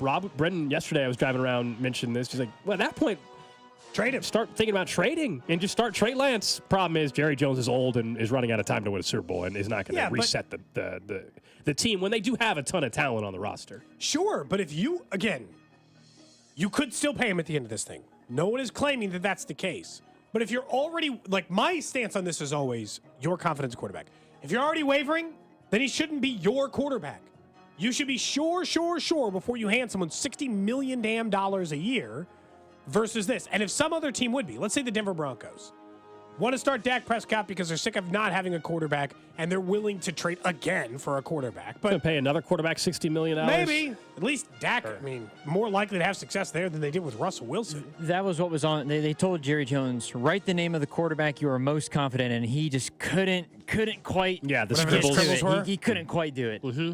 That's right. Look, I'm assuming that if that's the case, then he's going to play somewhere else, and it'll be like Kirk Cousins. He can go get some 4-year deal for a massive stack of cash for the best team that doesn't have a quarterback. That's what the Falcons were, right? Best team that didn't have a quarterback. On the NFL end, Andrew Berry, who people really like and has done a nice job for the Browns, with the exception being the Deshaun Watson deal. I will continue to point out. I think that was a Haslam the thing. absolute. I think so too, but it's still a mess. he had pointed out something that I just think is objectively not true in the NFL. This is where sometimes I think there's a difference between, you're like, hey, every GM knows more about football than you. And I'm like, do they? Andrew Barry on the Jerry Jeudy extension, quote, the best teams are always proactive. As in having to sign a player before the case. How do the Broncos feel about it? They're one of the best teams. They're real proactive in giving Russell Wilson that contract. I actually think it's the opposite of that. Very rarely. You know who else was proactive? The Cowboys on Ezekiel Elliott. You do not have to pay players before you have to pay them if you don't want to. The Giants were proactive on Daniel Jones. I actually think being proactive in the NFL specifically is a mess. I think in the NBA, I think in baseball, it can work. I think in the NFL, screw being proactive. You're better paying the tax of, oops, they actually are really good a year later. It's like normal. Like the word choice is interesting to me. Just being proactive is fine, even in the NFL. The issue is if you are bettering your team in a significant way every offseason, like you feel like that's how you have to do it through free agency or the trade. He says they should be proactive as opposed to reactionary to market dynamics. Yeah, so again, that sentence I don't disagree with. The problem is if you mean, hey, every offseason we need to overspend in free agency, and because free agency, everybody overspends in free agency, unless you're the Chiefs with Hollywood Brown, is a great deal. Trade market, those are cheap ways to acquire players. The draft is how you build sustained success. It's why the Chiefs are where they're at in a dynasty, not because they consistently make great free agent signings. Yeah, they've made calculated signings, Mike Edwards, Drew Tranquill over the last year. Those were big-time decisions, but they're not going out there every offseason handing out $80 million contracts to free agents. No, they're going to do that to their in-house guys. Yeah. Chris Jones, because they drafted him. Patrick Mahomes, because they drafted him. Travis Kelce, they drafted him. Trent McDuffie, they drafted him. Like, we can keep going. That's how you have sustained success, not trying to feel like you got to make your team way better only through free agency, which is what the Browns sounds like think you have to do, even though I think they do have a good roster, though, in Cleveland. I do. Speaking of wide receivers, by the way, Josh Reynolds, 2 years, $14 million with the Denver Broncos. Sure, that's your guy. Josh Reynolds off the board. It's a bummer. The Chiefs couldn't get him. 2 years, 14. I think that was... I want to say this is where we now all say Drew never wanted him. He sucks. This is where fans never needed him in Kansas City. You know, I guess I guess we'll find out. If he for whatever reason has 150 combined yards against the Chiefs next year, I'll just throw my hands between up. 2 games or like in one game. Between 2 games. If he has 150 yards in 2 games, but did the Broncos lose both of them? They have 700 yards combined between. If they lose both of them, yeah. With Flipper Anderson quarterback, twice. JJ McCarthy. If they lose them both. What do you got? Brian Dable is going. He said he's thinking about going back to play calling full time. Did it a little bit, and he said he referenced that it's what a lot of people seem to be doing now. And I think this is something he needed to have been doing. Where's Mike Kafka go? Well, he's still going to be the OC, but Dable's saying I think I'm taking over play calling, which I think. I'll be honest. Kafka should have left. That's hot seat stuff. Kafka should have left. Yep. I think it's something that Dable should have been doing because you see it as a trend in the NFL where you look at Zach Taylor does it, Andy Reid does it, Shane Steichen does it. I think if you were an OC and you become a head coach, I think you should be calling the plays. I know it's a little bit controversial with the whole OC still being their thing, but I think you need to be the one calling the plays because it's what got you to be a head coach. Yeah, so I agree with you fundamentally that if I'm an offensive-minded guy and I get a head coaching gig, I should be calling the plays. However, what's unique about that spot is everybody praised the Giants a year ago, not this past year, but a year ago, because of what Kafka was able to do and Dable with Daniel Jones. That's why Daniel Jones got the contract. And so now what you said, though, Cody, probably is correct, which is Dable knows this year is it for him. He's got to get back to the playoffs. Yep. And so he's like, hey, if my job's on the line, I'm gonna have full reign, which I understand, and I get that. But yeah, if you're Kafka, you were getting considered at one point maybe for head coach gigs, and now you're just an OC not calling plays. I would have got out. I would have too. Yeah, I think it's sketchy. Well, plus the Giants, not to say that they're not going to draft a quarterback, but they're meeting with Jaden Daniels. They have 4 quarterbacks on the roster right now. I think Patriots reportedly had 11 people out to scout Jaden Daniels today at his pro day. They said the whole damn staff to take a look at him. They actually hate the guy. Is that the reverse psychology we're going with? Yeah. They actually don't like him at all. That's gonna be the Who do they not send to go? Who do they not send staff to yesterday? They sent 0 people to go watch Drake May. That's who they're drafting. Yeah. I wonder if the Chiefs were there in any capacity to watch Brian Thomas Jr. Could be. I'm assuming the Chiefs send somebody to every major They do. college. It's so weird, though, because day. the Chiefs are going to draft somebody, and we're going to find out, I actually never talked to the Chiefs. They never really were interested. So that's the kind of stuff that happens every year. Yeah, actually, I never even talked to Patrick Mahomes, but they drafted me. So guess they liked me. Sometimes you know what it is. You need to know more. Sometimes you look at it and you're like, that's good no matter what. I think that's the truth of it. I don't think it's always smokescreen. I think sometimes you don't need to keep watching tape on Brian Thomas Jr. because you're like, he's the goods. We're good there. Let's look at some other players we're not as sure about who might not be there. All right, coming up next, we'll get to the random question of the day and a question that was dodged by Andy Reid. I don't think it's a big deal at all. Cody and Gold, brought to you by Heartland Men's Health, the leader in men's sexual health. Thousands of men have been successfully treated for low T, ED, and more, all with discretion and compassion. Make your appointment at heartlandmenshealth.com. There is a back-to-back Super Bowl champion, and it is the Kansas City Chiefs. On your official broadcast partner of the Chiefs, 610 Sports Radio. Rally House, shop every team in town. College and pro, come on, it's time to go. Play ball, KC. Shop the latest in Royal style with your favorite brands and throwback designs. Rally House has gear for every fan. Kansas, Missouri, Kansas State. Chiefs and Royals make KC great. Rally House, Rally House. It's your city, it's your house. It's a Rally House. Shop home run styles in-store and online at rallyhouse.com. The Other Place now has 4 great Kansas City locations: Shawnee, Olathe, downtown Overland Park, and the brand new one in Mission. It has a one-of-a-kind game day experience with enough big screens that you'll never miss a minute of March basketball. Did I mention dine-in only great daily food and beer specials? The Other Place, Shawnee, Olathe, downtown Overland Park, and the brand new one in Mission. Your home for March basketball. TheOtherPlace.com. That's TheOtherPlace.com. Touchdown, Kansas City, and the Chiefs have won. Mitch Oltis here. There's nothing like a game at Arrowhead. For over 50 years, we've shared incredible moments and created unforgettable memories there. Now we've got to keep it going. On April 2nd, vote yes on question 1 to keep the Chiefs here in Jackson County, with real benefits for every community. New renovations at Arrowhead, and you don't pay any additional taxes. Chiefs Kingdom, this is a golden era of sports, and together we have built a major league city. There's no place like Arrowhead. Let's keep it going. Intercepted! It's intercepted! Kansas City, you've got a champion! On April 2nd, vote yes on question 1 so we can keep the Chiefs in Jackson County. Paid for by the committee to keep the Chiefs and Royals in Jackson County. Whitney Beaver, Treasurer. Well, it's one of my favorite times of the year. We got basketball games on television all day long. That means some late nights. Some of these games not getting over till 11:30 or so.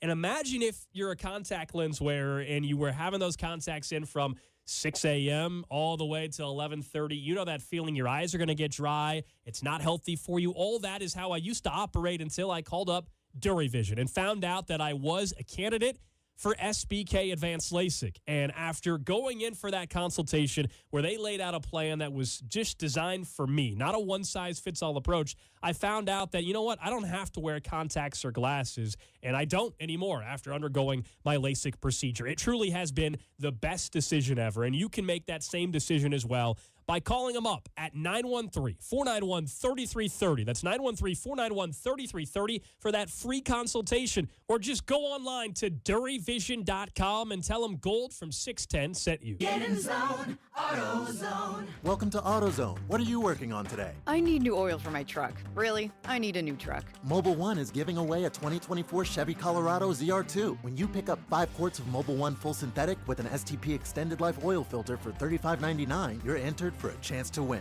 Whoa. Other prizes include a year's supply of Mobile One or a $100 gift card. Never been so excited for an oil change. Get in zone, AutoZone. No purchase necessary. Terms at AutoZone.com. Ends 5/27/24. This March, Wendy's has some amazing deals on their hamburgers made with fresh, never frozen beef. Like a juicy Dave's single for $1 and a fresh $2 Dave's double with in-app offer. It's such a good deal, we wrote a little ditty about it. Get it for $1. Dave's single, order in the app.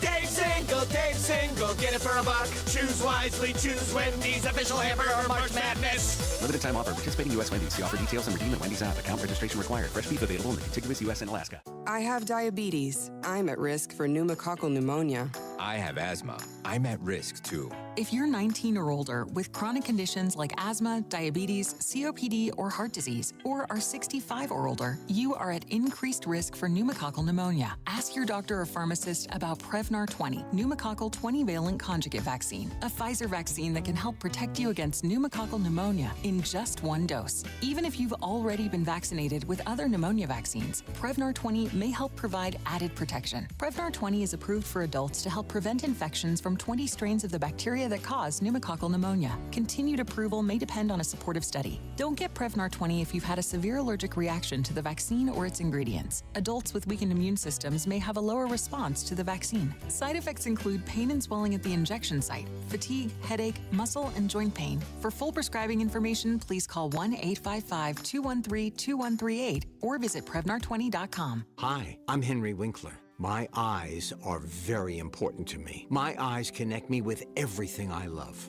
I loved my late father-in-law dearly. He always lit up a room, but his vision dimmed with age. He had age-related macular degeneration, or AMD. And since partnering with Apellis, I've learned there's an advanced form of dry AMD called geographic atrophy, or GA. His struggle with vision loss made me want to help others know about GA's warning signs. For some, colors appear dull or washed out. For others, hazy or blurred vision make it hard to see details, like fine print on price tags. Many have trouble seeing in the dark, making driving at night difficult. GA gets worse over time and cannot be reversed.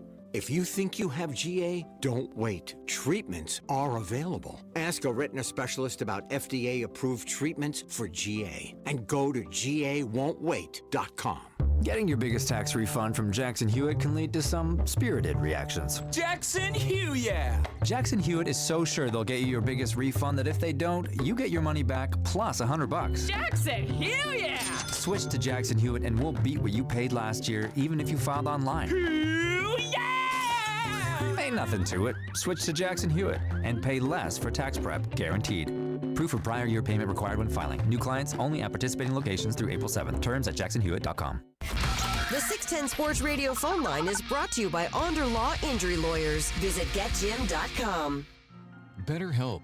BetterHelp.com/stuck. Are you speeding right now? Do you feel like you're speeding through life? Avoiding things you need to face? BetterHelp Online Therapy can help you slow down and overcome challenges. Visit BetterHelp.com/stop-speeding to get 10% off your first month.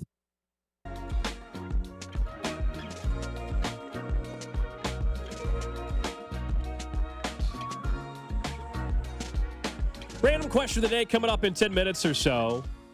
Also, in the 1 o'clock hour, get to a little update the Royals put out today in regards to the stadium project. We all know question 1 in Jackson County, Election Day, is next Tuesday.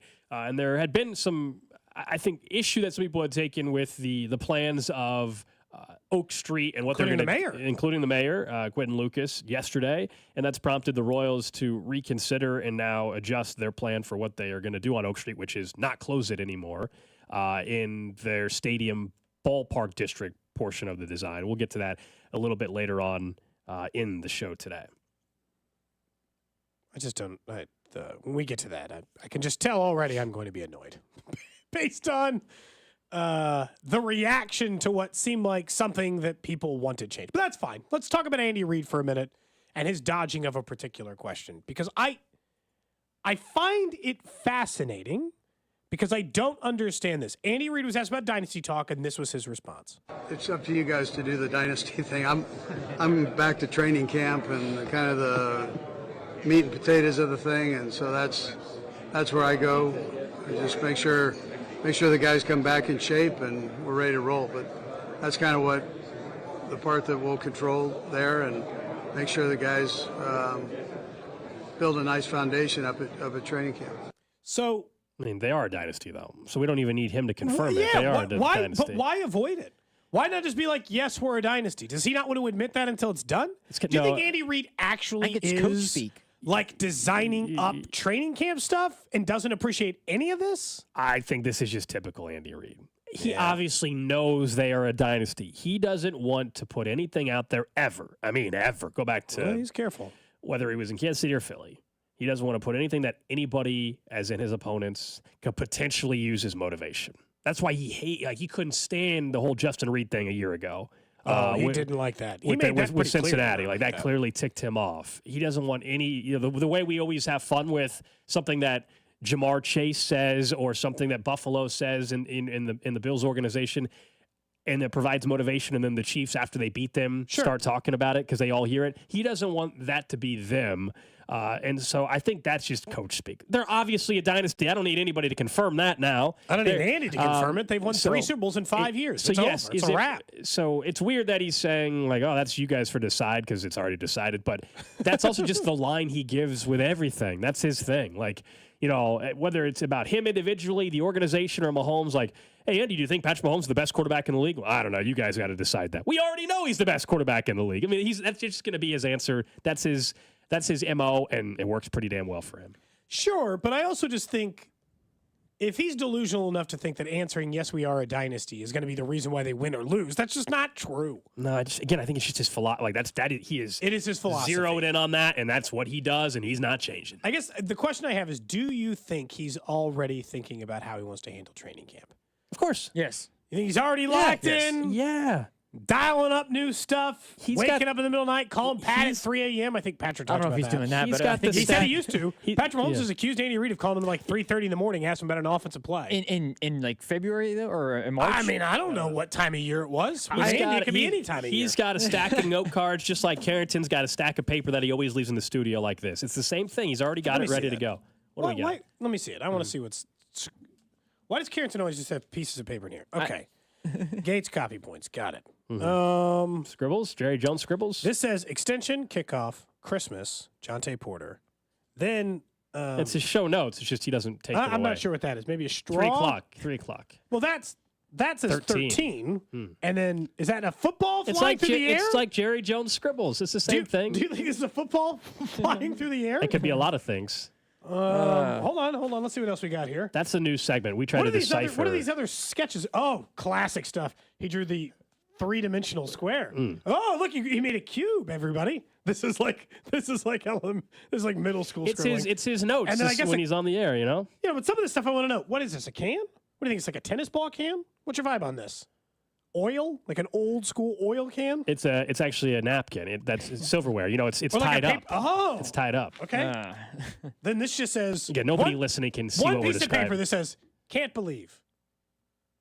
That's it. That's the only thing in the whole piece of paper. We all have notes. The difference is he leaves his in here. That's what you're trying to say.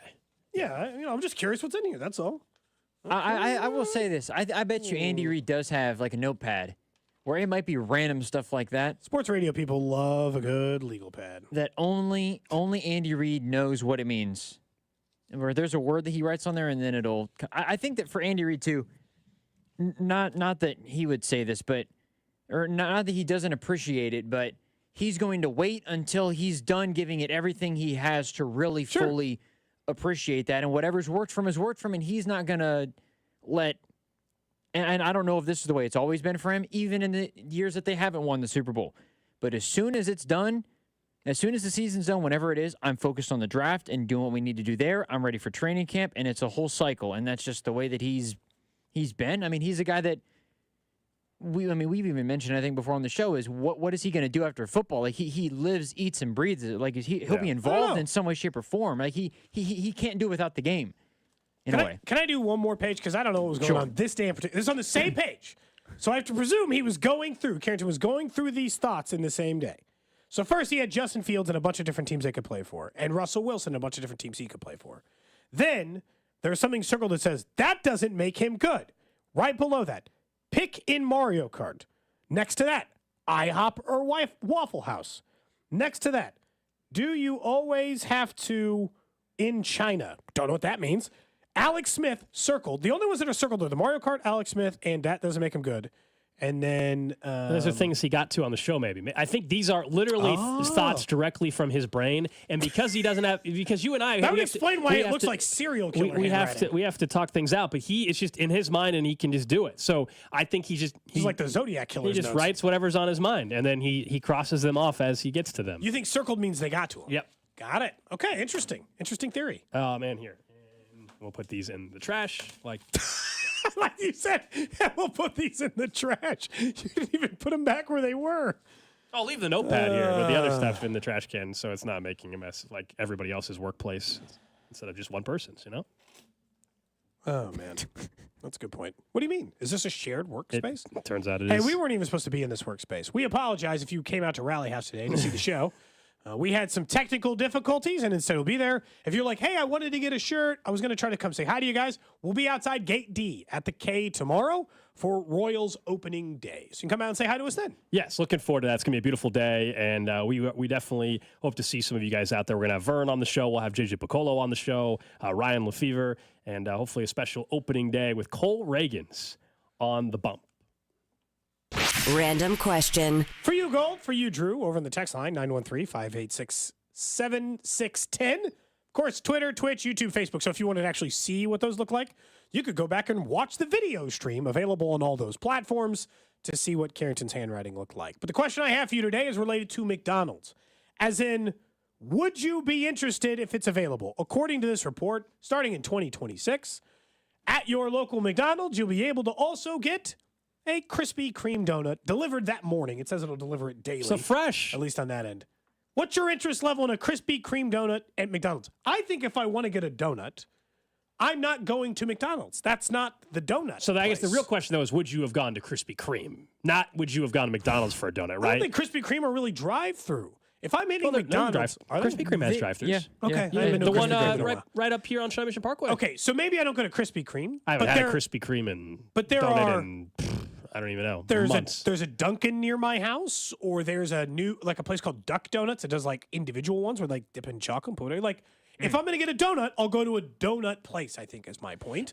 Versus if I'm going to McDonald's, I don't also need a donut. Yeah, if we're just saying is there better donuts out there? That's a whole different conversation. Obviously, Lamar's and My argument is, do you want to go to McDonald's and also get a donut? So normally no, but now if you tell me that I happen to be at McDonald's and I'm already getting a hash brown or something, which are still phenomenal from there. They're too expensive. I haven't paid attention to the everything's gone up in price. It's just potatoes. Yes, so are fries. But we eat them. So look, if you're telling me that I happen to be going through a McDonald's drive-thru for breakfast, and now in addition to my hash brown, that I can get a glazed donut, I might order it. Now, am I going out of my way? No, I think it's just a nice add-on purchase that you're going to get people that decide to do that. Krispy Kreme's been around for a while for a reason. People like Krispy Kreme donuts. The question is, does McDonald's try to innovate? Do they try to go with using the Krispy Kreme donut with one of their own products? Or are we just going to see just the Krispy Kreme glazed donut? Or will we see a patty or a breakfast sandwich, but the glazed donut is the bun? I do not. Has that existed before? Maybe. I think that's existed somewhere, maybe not at McDonald's. Dude, look, I'm not the healthiest person on the planet. I'm not trying to pretend that I am. But the idea of eating essentially a sausage McMuffin, but instead of the English muffin, I'm just surrounding it by two Krispy Kreme glazed donuts makes me think I'd die. I think I'd die if I ate. Well, I think that'd be the end of my life. I'm not going to eat the sandwich that maybe is made out of the Krispy Kreme donut. You're saying you get a hash brown and a donut. If I happen to be going there anyway, now I'm more likely to do it. I haven't actually ordered a Krispy Kreme donut in probably 8 months. I just drive by one every day. Just not something I'm not usually getting Lamar's donuts either. But you don't mind a donut. Oh, you absolutely. usually just get the donuts, the small. I don't even count. From the grocery store or whatever? That's a donut. But I don't really count that. That's just a convenience thing at a gas station. But plenty of times at Quick Trip, I've gotten the Long John, the chocolate maple bar or whatever they call it. So chocolate bar. So those are my favorite donuts. Actually, I feel like the Long John, which they only call that's a great donut. Long John's great, and I found out that that's something we call it in the Midwest. That's a Midwest, yeah. Yeah, because when I was out in the Pacific Northwest, they're like, "What do you mean you eat a Long John?" They looked at me like it was crazy. They're like, "You mean just chocolate bar?" I'm like, I guess, yes, they're the same thing. Chocolate bar? Chocolate bar makes you sound like Canadian. That maybe is the Pacific Northwest. It's a little different up there. Alternative names for Long John, according to Google. Okay. Oh, boy. Are you sure you're looking up donuts? The first one is cream stick, chocolate bar, and maple bar. There you go. Said some might call it an eclair, but typically that would need to be a yeast risen donut. Yeah. When aren't eclairs filled? Yeah, some Long Johns are filled Some too. Long I Johns don't. are filled I as like well. the unfilled ones. I don't like the filled donuts. But If I want a donut, I think I'd like to go to a donut shop. I'm not particularly a fan of the Krispy Kreme donuts, anyways. I like because there's too much glaze. I don't like. you don't like glazed donuts. I don't mind glazed donuts, but if I had a choice, if I'm going to pay my money, I'm not going to get a glazed donut. Wikipedia If they're says some available, I'll get it. American in the Midwest also call this pastry a finger donut, and I've never heard that in my life. Have you ever heard anyone ever refer to that style of donut with that finger donut? Just letting you know the name. Just because it has the hole in the middle? Is that what they're going for? But that's the definition they gave No, for it's like a Long finger. John. It's just a long oval shape, presumably. It doesn't have a hole in the middle because it's a So you mean like shaped the like. Long John donut is also called? Yes, the Long John is called a finger donut. Okay. Not the other one. Okay. Oh my God, that's so much worse. Are you kidding? That's what I thought he was saying, though. No. I'm saying that's another name for a Long John, according to Wikipedia. Someone says a lot of people go to McDonald's for coffee in the mornings. They can now grab a donut with it. It's perfect. I don't want a donut from McDonald's though. It's what it sounds like. I'm just gonna get the hash brown. But it's not really from McDonald's. It's a Krispy Kreme donut that they delivered to the location that morning. They just had. They're just. Didn't Cinnabon partner up with Burger King? It's not much different. Cinnabon, some of their products are available at Burger King, I think, in the mornings. Someone says we're also more. Some of us love Krispy Kreme due to the promotion from the Royals. One of the best in the early promotions 2000s. ever. We want Said, donuts. Too bad Drew wasn't around for 12 hits equals 1 dozen donuts. After the Royals games, Drew, there would be Those are the best lines promos. out the door. Oh, I bet. At 11 o'clock at night at a Krispy Kreme because the Royals just got 12 hits at a baseball game. That would be insane. Those were the days, you know? I'm sure those employees hated the Royals. Yes. Someone said this is more for the other people. Like, I live in the Northland, and there's not a Krispy Kreme anywhere near my house. It says, well, I don't want to drive to Kansas for a Krispy Kreme. Now if I can just get it at the McDonald's, makes sense. My guess is that's Krispy Kreme's thought, which is McDonald's obviously has, a million locations. They don't have as many, and this allows them to get their product out there to more people. So, there you go.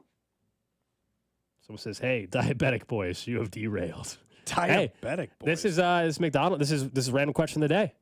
That's the question, and it's about donuts. Are they calling us that, or are they I believe warning they were calling us? us. Oh, are they warning us of the future of, That we're type gonna 2 diabetes? Yes. I mean, if you have a glazed donut, you have 3 or 4 every morning. Yes, you're probably going to be in trouble. That's true. Over time? Yeah, probably not a good thing. Probably not going to be great. But, right now, it's probably fine. Another day, we'll do the donut debate text line on who has the best donuts. I don't know if we want to do it today, but another day, people are passionate about their choice. There's a of lot donut. of people. About their spot or whatever. So it says, I'm spreading lies about Long Johns. What's next? Oh, I see now. Oh, boy. Can't read the rest of that. I could, but... Long Johns Look, are Long Johns, man. I'm just letting you know what Wikipedia said. I grew up in Kansas City. Everyone I know calls them a Long John. I agree. That's what... You remember Windchills my back whole in the life. day? By the way, the best donut in the city is at Windchills McLean's. I just want like a butter roll or that version. They're putting in McLean's up in the Northland. Yeah, I still Can't like wait. Lamar's is probably the classic place. That's like a local place. That's McLean's or Lamar's. those are places great always local have the spots. best Yeah, donuts. Make them fresh. these are going to be fresh too. Delivered daily to the McDonald's. Fresh relative. I mean, delivered daily, which helps. It's going to be filling up that dumpster. How many do you deliver? Is it until supplies last? Well, they'll figure out. They'll find out what location. What the actual supply should be. We did find it, by the way. It was KFC who did a chicken sandwich with a donut. KFC? But whose donut? See, was it a Krispy Kreme donut? Maybe they were testing with McDonald's. Let's see. It was. Oh my God! Look at this. Donut chicken sandwich. I guess the argument is that it's gotta be like disgusting. eating chicken. Well, think about it. People love chicken and waffles. There's a reason why that salty sweet mix works. But where do they get the donut from? I guess that's the key here. I'm looking. If they just started getting their own donuts on their and did it themselves, it probably wasn't as good. And isn't KFC the one that's doing like the pizza now, like the pizza on a? Yes. It appears they were making their own donuts. It doesn't specify where the donut is from. That's the problem. Stick to what they do best. You know. They don't do even chicken best. Are you kidding me? They do chicken like the 50th best out of all the chicken places. Agreed. The one thing they used to have that I love, they don't even do anymore, the potato wedges. Those things were amazing. Okay. Well, that's the random question of the day for you. Thanks. Just want to know whether you wanted donuts at McDonald's. Don't worry. Tomorrow I've got another one that I just saw that another national chain is deciding to come out with a new product. And I thought it was an April Fool's joke, and it's not April Fool's yet, so it can't be. But it's a real thing, and I'm wondering why on earth anybody would ever want to purchase it. You'll have to wait till tomorrow for us to get to that. Is this Trash of the Day? A preview for Trash of the Day tomorrow? It might be Trash of the Day. I mean, I honestly, you always think that, there's no way someone would come up with this. But a corporation is selling it, and it's going to be readily available. Yep. And you're saying you can't understand who it is would purchase this? Yep. And it has to do with the hot dogs that we actually, not the ones we have in studio, but it has to do with hot dogs. I'll just leave it at that. And how hot dogs are cooked. Let's leave it at that. Intriguing. Yep. And look, we got a whole box of free hot dogs delivered to us. Yeah, the folks over at Vienna Beef. Thanks Okay. for the that's the new hot dog provider. The new hot dog provider of the Royals. And so they sent us a box in dry ice of some hot dogs and all the fixings to make it buns. Chicago style. And since it's Chicago, there was no ketchup in the box. Yes, that's correct. As most people in Chicago would think you are. I'm still putting ketchup on the dog. Sacrilege to do it. The question, can I ask a backup random question? So this box that came with the hot dogs, Gold, can you put it on the camera for the people who might be watching? Yeah. It's a good size box, right? Like a standard size, about the size of Alex's chest, good size box. The instruction said for Cody and Gold and for the drive.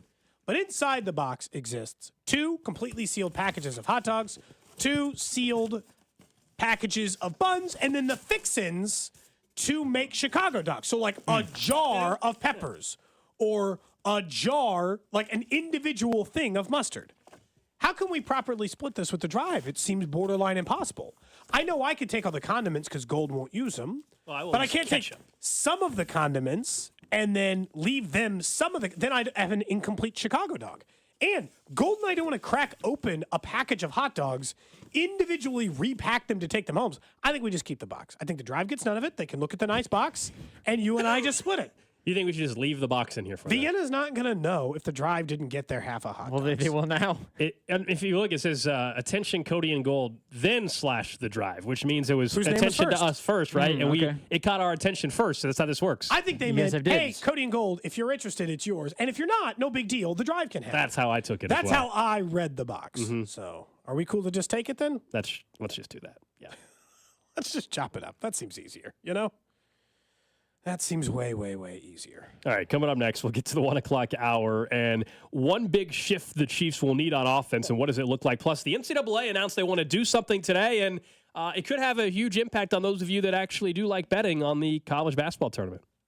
Cody and Gold, brought to you by Heartland Men's Health, the leader in men's sexual health. Thousands of men have been successfully treated for low T, ED, and more, all with discretion and compassion. Make your appointment at heartlandmenshealth.com. There is a back-to-back Super Bowl champion, and it is the Kansas City Chiefs. On your official broadcast partner of the Chiefs, 610 Sports Radio. Hi, may I help you? Gates Barbecue is sure to please your palate for lunch or dinner. Gates sauces and seasonings can be ordered online at gatesbarbecue.com or stop by any of their 5 locations and bring Gates sauces and seasonings home today. Whether a family get-together or entertaining friends from out of town, it all goes best with Gates Barbecue. And nothing says Kansas City barbecue like the great flavors of Gates Barbecue, a Kansas City tradition. We're with Dr. Brandon Kramer, board-certified urologist at Kansas City Urology Care. Doctor, tell us why it's important to see a urologist for erectile dysfunction. As men get older, not only can they have problems with erections, but they could have a low testosterone, they can develop prostate cancer, they can have trouble going to the bathroom. And as a urologist, we're uniquely qualified to offer all treatments. If the first treatment doesn't work, we can keep on moving down the road until we find something that works for you. Not only can we give pills or injections or a pump, we're also qualified to do surgery. So KCUC urologists treat the whole person as well as the ED. They're not just going to focus on the one thing, have you pay cash and get you out the door. We're going to work with you and work with your insurance to get the right treatments at a really affordable price. If you suffer from ED, see the experts. Kansas City Urology Care. At KCUC, you see the best in KC. To make an appointment, visit appointments.kcurology.com. Hey, it's Rex here with RexBuysKC.com, your local KC home buyer. If you own a property in the Kansas City or surrounding area and want to sell it fast and at a fair price, write this number down, 816-330-6000. I'm a private real estate investor, not some hedge fund or large national chain. My family and I live right here in KC.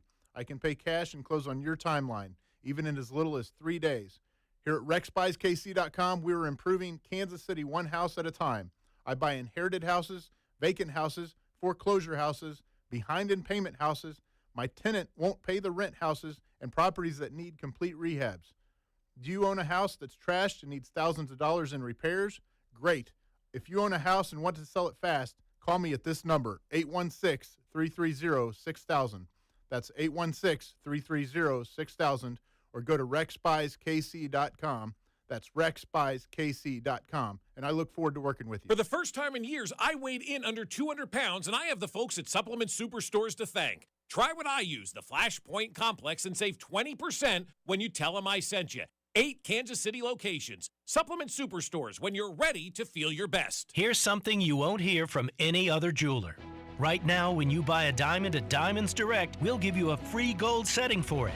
Yes, a 14-karat classic solitaire setting in white gold or yellow gold at no charge with any natural diamond purchase. So all your money can go toward a bigger diamond while you still get the classic look she wants in that engagement ring. Another example of Diamonds Direct's extraordinary value. Or if you want to take it up to the next level, Diamonds Direct also has a fantastic selection of halo, pave, vintage, 3-stone, and other popular mountings. Or maybe she wants a designer ring, like the one she's seen on social media. Well, Diamonds Direct has those too. In fact, we are an authorized retailer for all the top designers from New York and California. Whichever setting you choose, you'll also be able to choose your finance plan. Diamonds Direct now has a wide range of finance options with attractive rates and terms up to 60 months, so you can get the ideal setting to fit your style with the ideal payment to fit your budget. Diamonds Direct, your love, our passion. Store hours, directions, and more at diamondsdirect.com. And now Martha Stewart for Skechers. When I make a dish or embark on a craft project, I always use the finest, most fabulous ingredients and materials. Which is why, when it comes to footwear, I love Skechers. Because Skechers is the comfort technology company and uses the most luxurious, innovative materials and designs to make wondrously comfortable footwear with all the fits and features like Arch Fit and Skechers' world-famous air-cooled memory foam. It's exactly the way I'd make shoes. Find Skechers at a Skechers store, Skechers.com, or wherever stylish footwear is sold. Some people just know bundling with Allstate means big savings. Just like they know the right ingredient means big flavor. They know honey on pizza is where it's at, and olive oil on ice cream is the cherry on top. And they know when you bundle home and auto with Allstate, you can save up to 25%. Bundled savings vary by state and are not available in every state. Saving up to 25% is the countrywide average of the maximum available savings off the home policy. Allstate Vehicle and Property Insurance Company and affiliates, Northbrook, Illinois. Check engine light on? Take the guesswork out of your check engine light with O'Reilly Veriscan. It's free. Ask for O'Reilly Veriscan today. O'Reilly Auto Parts. When a cold keeps you up, try NyQuil Severe Honey Flavor. The nighttime sniffling, sneezing, coughing, aching, fever, Honeylicious, best sleep with a cold medicine. Powerful cold and flu symptom relief with a dreamy honey taste to give your body the rest it needs to get that cold gone. Wake up refreshed, feeling relieved after enjoying the delicious flavor of NyQuil Severe Honey. NyQuil Severe Honey flavor, use as directed. Keep out of reach of children. Always find what you love at Total Wine & More. With so many bottles to choose from at the lowest price, it's easy to find your favorite Cabernet or a new single-barrel bourbon to try. With the lowest prices for over 30 years, find what you love and love what you find at Total Wine & More. Spirits not sold in Virginia and North Carolina. Drink responsibly, B21. You're listening to 610 Sports Radio from the Mission Plumbing, Heating, and Cooling Studios. Subscribe to the 610 Sports KC YouTube page for exclusive video content from Cody and Gold on your official broadcast partner of the Chiefs and your home for Royals baseball. 610 Sports Radio. KCSP Kansas City. WDAF HD2 Liberty. Always live on the free Odyssey app.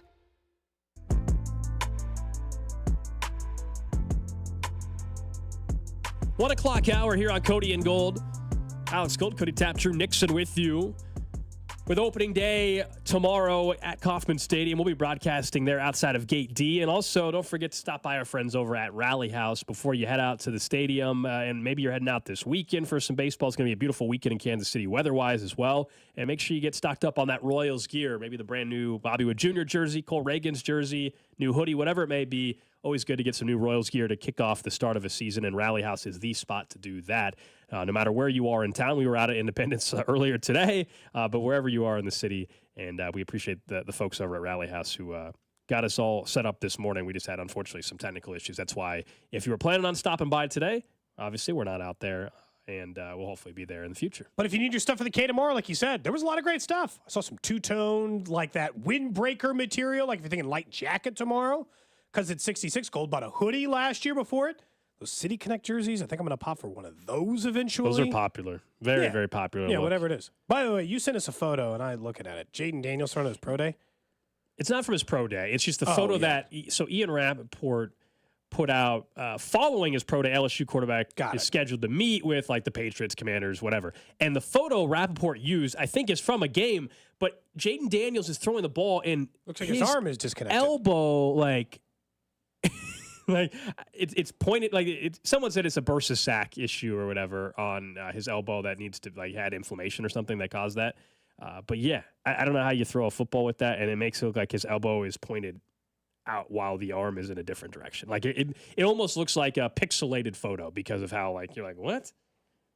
You know that's my exact elbow issue that LDT diagnosed. I've had this injury. How the hell is he throwing a football? I wanted to cut my arm off for brushing my teeth when I had that injury. Yeah, so some like Twitter doctor, but an actual doctor, did say the inflammation of the bursa is empty and they're protect the bone. And he's saying that he's dealing with maybe Operation Bursitis. And that's so just cut out it's an old photo, so who knows? The elbow might be fine by now. I'm sure teams would have mentioned if they were concerned, but the photo's weird. It looks kind of nasty. Anyway, that was the photo I sent you guys. It's pretty gross, during the break. Pretty gross. All right, before we get to what the NCAA is trying to do today, and surprisingly, I actually agree with it. They're just the wrong messenger and body to try to make it happen. The offense last year in Kansas City finished 14th. Chiefs offense finished 14th in the NFL based on points per game, 22.2. If they were to move into the top 5, they would have needed 4.8 points per game more just to be top 5. Needed 1.4 more per game to get to top 10. That's nothing. That's not a big deal. The 5 points, that's not an insignificant number. And when they were first back in 2022, they were scoring 29.2 points per game. So far when you look at the offseason they've had, knowing that free agency is still going on and they have a draft, how much better do you think they can actually be just with what they have currently? And let's know that they're probably going to draft a wide receiver at some point or maybe bring in another veteran. But top 10 still seems so achievable, right? They were 1.4 points per game away, and that was with the most drops in the NFL last year. Yeah, so I was thinking about it because I don't want to just blindly give them the credit the way I did before, because now I've seen what it looks like when it's bad, right? Okay? It's the first mediocre Chiefs offense I have seen, which is what they were, Gold, for a large majority of the season. Very mediocre. But, come on, they're not going to be worse than 10th, right? I already think they're better than that. If you ask me pre-draft, where are they offensively? If they had to go play a football game in 2 weeks from today, they are a top 10 offense with Hollywood Brown. I'm not willing to jump to top 5 yet because I think a huge portion of they are top 5 is reliant on the idea that Hollywood Brown plays. Do you see? Like, I think they'd be top 10 rolling out with the normal amount of injury risk. If I presume Hollywood Brown is healthy, then they are a top 5 offense. They were the number 1 offense in the league 2 years ago. Well, touchdowns with Juju Smith-Schuster and MVS and Justin Watson and everyone else in between. Well, and touchdowns is where Hollywood Brown had thrived. We pulled up when he got signed a week or two ago, his touchdown numbers and compared it with even some of the other guys that had signed with some teams this offseason. I mean, that's an area where he excelled. Yes, the health has been a question mark, but I just look at the drops that they had. So they bring, like, Hollywood Brown, they bring him in and should be an upgrade even over MVS before, but definitely over last year's MVS because it was a complete mess of a season for him. And so when you're thinking about all the drops, not only how many drops were just directly on potential touchdown plays, like the deep passes to MVS, but how many were drive killers? How many stalled out drives because someone dropped a pass? Or how many times did, against the Lions, right, where a pass is batted up in the air and led to a points the other way? I think even that stuff being cut out,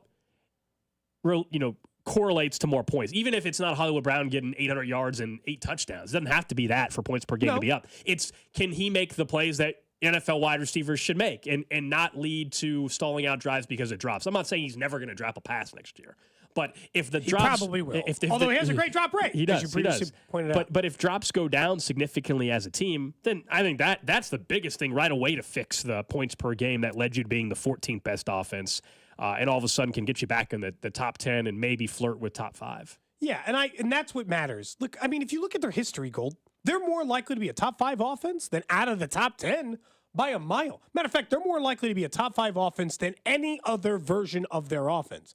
In every year except this one, they were top 5 3 of the last 5 years. They were top 6 4 of the last 5 years, with the one exception being last year. That's what was so confounding about last year. If you look at post Tyreek Hill, it's not like that Juju Smith-Schuster year. How are they the number 1 scoring offense that year and 14th last year? How did you take that kind of dip? And a lot of it is very simple. On drives in which you were supposed to get points, you didn't because your players couldn't hold on to the football, made massive mistakes that ended drives altogether. I think they're immediately a top 10 offense just by stepping on the field. Hell, honestly, even if they didn't sign Hollywood Brown, because they would have at least had an established Rashee Rice to go with what they have in addition to their offense. If they add another wide receiver, either through free agents or through this, I'm immediately putting them in the top 3. They had one veteran wide receiver or take a first-round wide receiver. This is a top 3 offense. It's automatically better than last year's, which, by the way, gives you a lot of wiggle room on the defense, doesn't it? Yeah, in the defense, even if the defense falls back from 1st or 2nd to 9th, if all of a sudden your offense is top 5 and your defense is top 10, you're good to go. With Mahomes, when you add Mahomes to it, you're good that's to go. a Super Bowl. Yeah, you're good to go. I mean, that's the beautiful thing. I know they traded Snead, but by keeping Chris Jones, that still allows you, in my opinion, to have a chance to still be a top 5 defense even. But if you slip a little bit, which is a possibility, you're still looking really, really good. This is why this team, once again, has a chance to not only a repeat, but go for a 3-peat. And has the second best odds to win the Super Bowl. It's always just funny that they don't even have the best odds. That's just at this point, it's something I just laugh at whenever I see it. It's just how on earth they can't have the best odds to win it next year is hilarious, especially when the team that does is the team they just beat in the Super Bowl. That hasn't really changed. They can put somebody else as the odds-on favorite. I don't care. Have fun with that. Let's see how many times that's played out. What's funny is the Chiefs are the only team that fights this regularly. Like, teams don't usually win it when they're the Super Bowl favorite before the season. Chiefs have done that. Teams don't normally win it when they've got the league's MVP. Chiefs did that. They are still a break for whatever the normal stats will tell you exist with the team. Because the truth is, when we looked at this, the odds of being a Super Bowl champion, when you had the 14th best scoring offense in the NFL, were not good. You were not supposed to be a Super Bowl champion if your offense was that bad. Matter of fact, it was easier to overcome a bad defense than it was to overcome a mediocre offense. Yeah. And did it matter? No, because when the playoffs hit, were they the 14th best offense in the playoff hit? Let's say there were 14 playoff teams. Based on game 1, game 2, game 3, were they ever the 14th best offense in that group? Hell no. They played as like the second best offense in the entire postseason run. As you said, that's why. But as you said, come playoff time, the team has consistently played better football. Yes. Because as you were saying, even in 2019, like we always talked throughout those seasons, as you were laying out a little bit, the defenses, are they good enough and all that? And come playoff time, Spagnuolo had the defense playing at a higher level than when they were 18th or whatever, whatever their rank was. And so that's coaching, by the way. That's also just having the right guys in the locker room in terms of truly like wanting it more and knowing what it takes to win at that level when it matters and everything is on the line. Correct. And that's something that you can talk about signing players. You can't teach that. You can't coach that. You have guys the way that, Kelsey is built or Mahomes is built and Andy's built from a competitive standpoint. That's something you either have it or you don't have it. And they find that extra gear when it matters most. And that's also why we're sitting here talking about them having a chance to three-peat. Someone on the text line says the Niners are the favorites because they got Brandon Staley as their defensive It's a great coordinator. point. That's why the Chargers were the favorites for a while. Yes. And now they got to toss it over to the Niners as they're the favorite. Is anyone going to pick the Chargers to win the division this year? Of course someone will. Not on this show. I can tell you that. I can't speak for all the other shows on the station, but I know we did put up a billboard with Drew. once. Maybe Drew will. I don't know. I thought all three of us would understand that that's probably not a smart thing to do. But I think middle of the year this year. you are taking the Chargers. No, I'm not. I'm saying I do understand that I do understand. Will you be taking the Bengals to win the AFC North? Don't be a homer. Just think about it objectively. I don't like betting futures because I don't know if it's just the Gold's that way sometimes. He doesn't like a ton of futures. Well, I don't know Go ahead. It's not for that reason. Not Not too that long for the payoff. That and just seeing it in the app is very. I don't know if that's like an ADD thing or whatever. No, but I don't like seeing. You want a clean betting sheet. You don't like seeing that bet just sitting there. I made a future bet that Baylor would win the region. They didn't win, but it's still sitting in the active. Oh, you mean you just don't like having it in your profile? It's like a red notification. Yes. He doesn't like the red text dot. I don't like it. No, I mean which is weird. Tomorrow we'll talk on the show. I mean for Royals futures bets, and we'll give out some more bets tomorrow on the show. I mean I have multiple Royals futures bets. I got Bobby Wood Jr. stolen base bet, a Reagan strikeout bet. So I even have some college football playoff futures for next year. That might be the Missouri. only thing that I do is college football over under win totals that I keep in there. Thinking of betting, while we're talking about it, we might as well discuss what happened today. The NCAA putting out a statement that they want to seek a ban of college prop bets from all betting markets. So for those that maybe don't bet on a regular basis, we're talking about over-under your favorite Rebounds college player, points, rebounds, or whatever, right? Those are prop type of bet. Hunter Dickinson over 15.5 points or whatever it may be. That's something that already is not legal in quite a few states. Specifically, though, usually for the teams that are in that state. So there's two different ones. Sometimes, like Illinois didn't even allow you to bet on it, like not even Any. props. So you can't bet on the Fighting Illini to win a game in Illinois. Then you have some states like Ohio and others that don't let you bet on any college sport for a player prop. But you can bet on Ohio State to win. You just can't bet on the player prop. So in Ohio, they can't bet on Hunter Dickinson over 15.5. So anyway, in Kansas you can, but the NCAA wants to ban it across the board. And a lot of this has to do with some of the stories coming out about threats that student athletes have gotten in their DMs and things like that.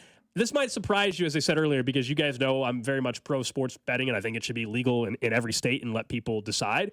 I actually don't hate this idea. Now, the NCAA, I think it's a joke that they're trying to suddenly get involved. But in general, I actually kind of agree that when you have 19-year-old kids in a college sport, it's way easier to, quote, get to them. And I'm not even just talking about through DMs like harassing, which is awful. I'm talking about from the integrity part of it. It's a lot easier to a college athlete versus a pro athlete because of the financial implications that are at stake. So I don't hate this at all. If you told me suddenly it happened, there's some of you I know would be very disappointed.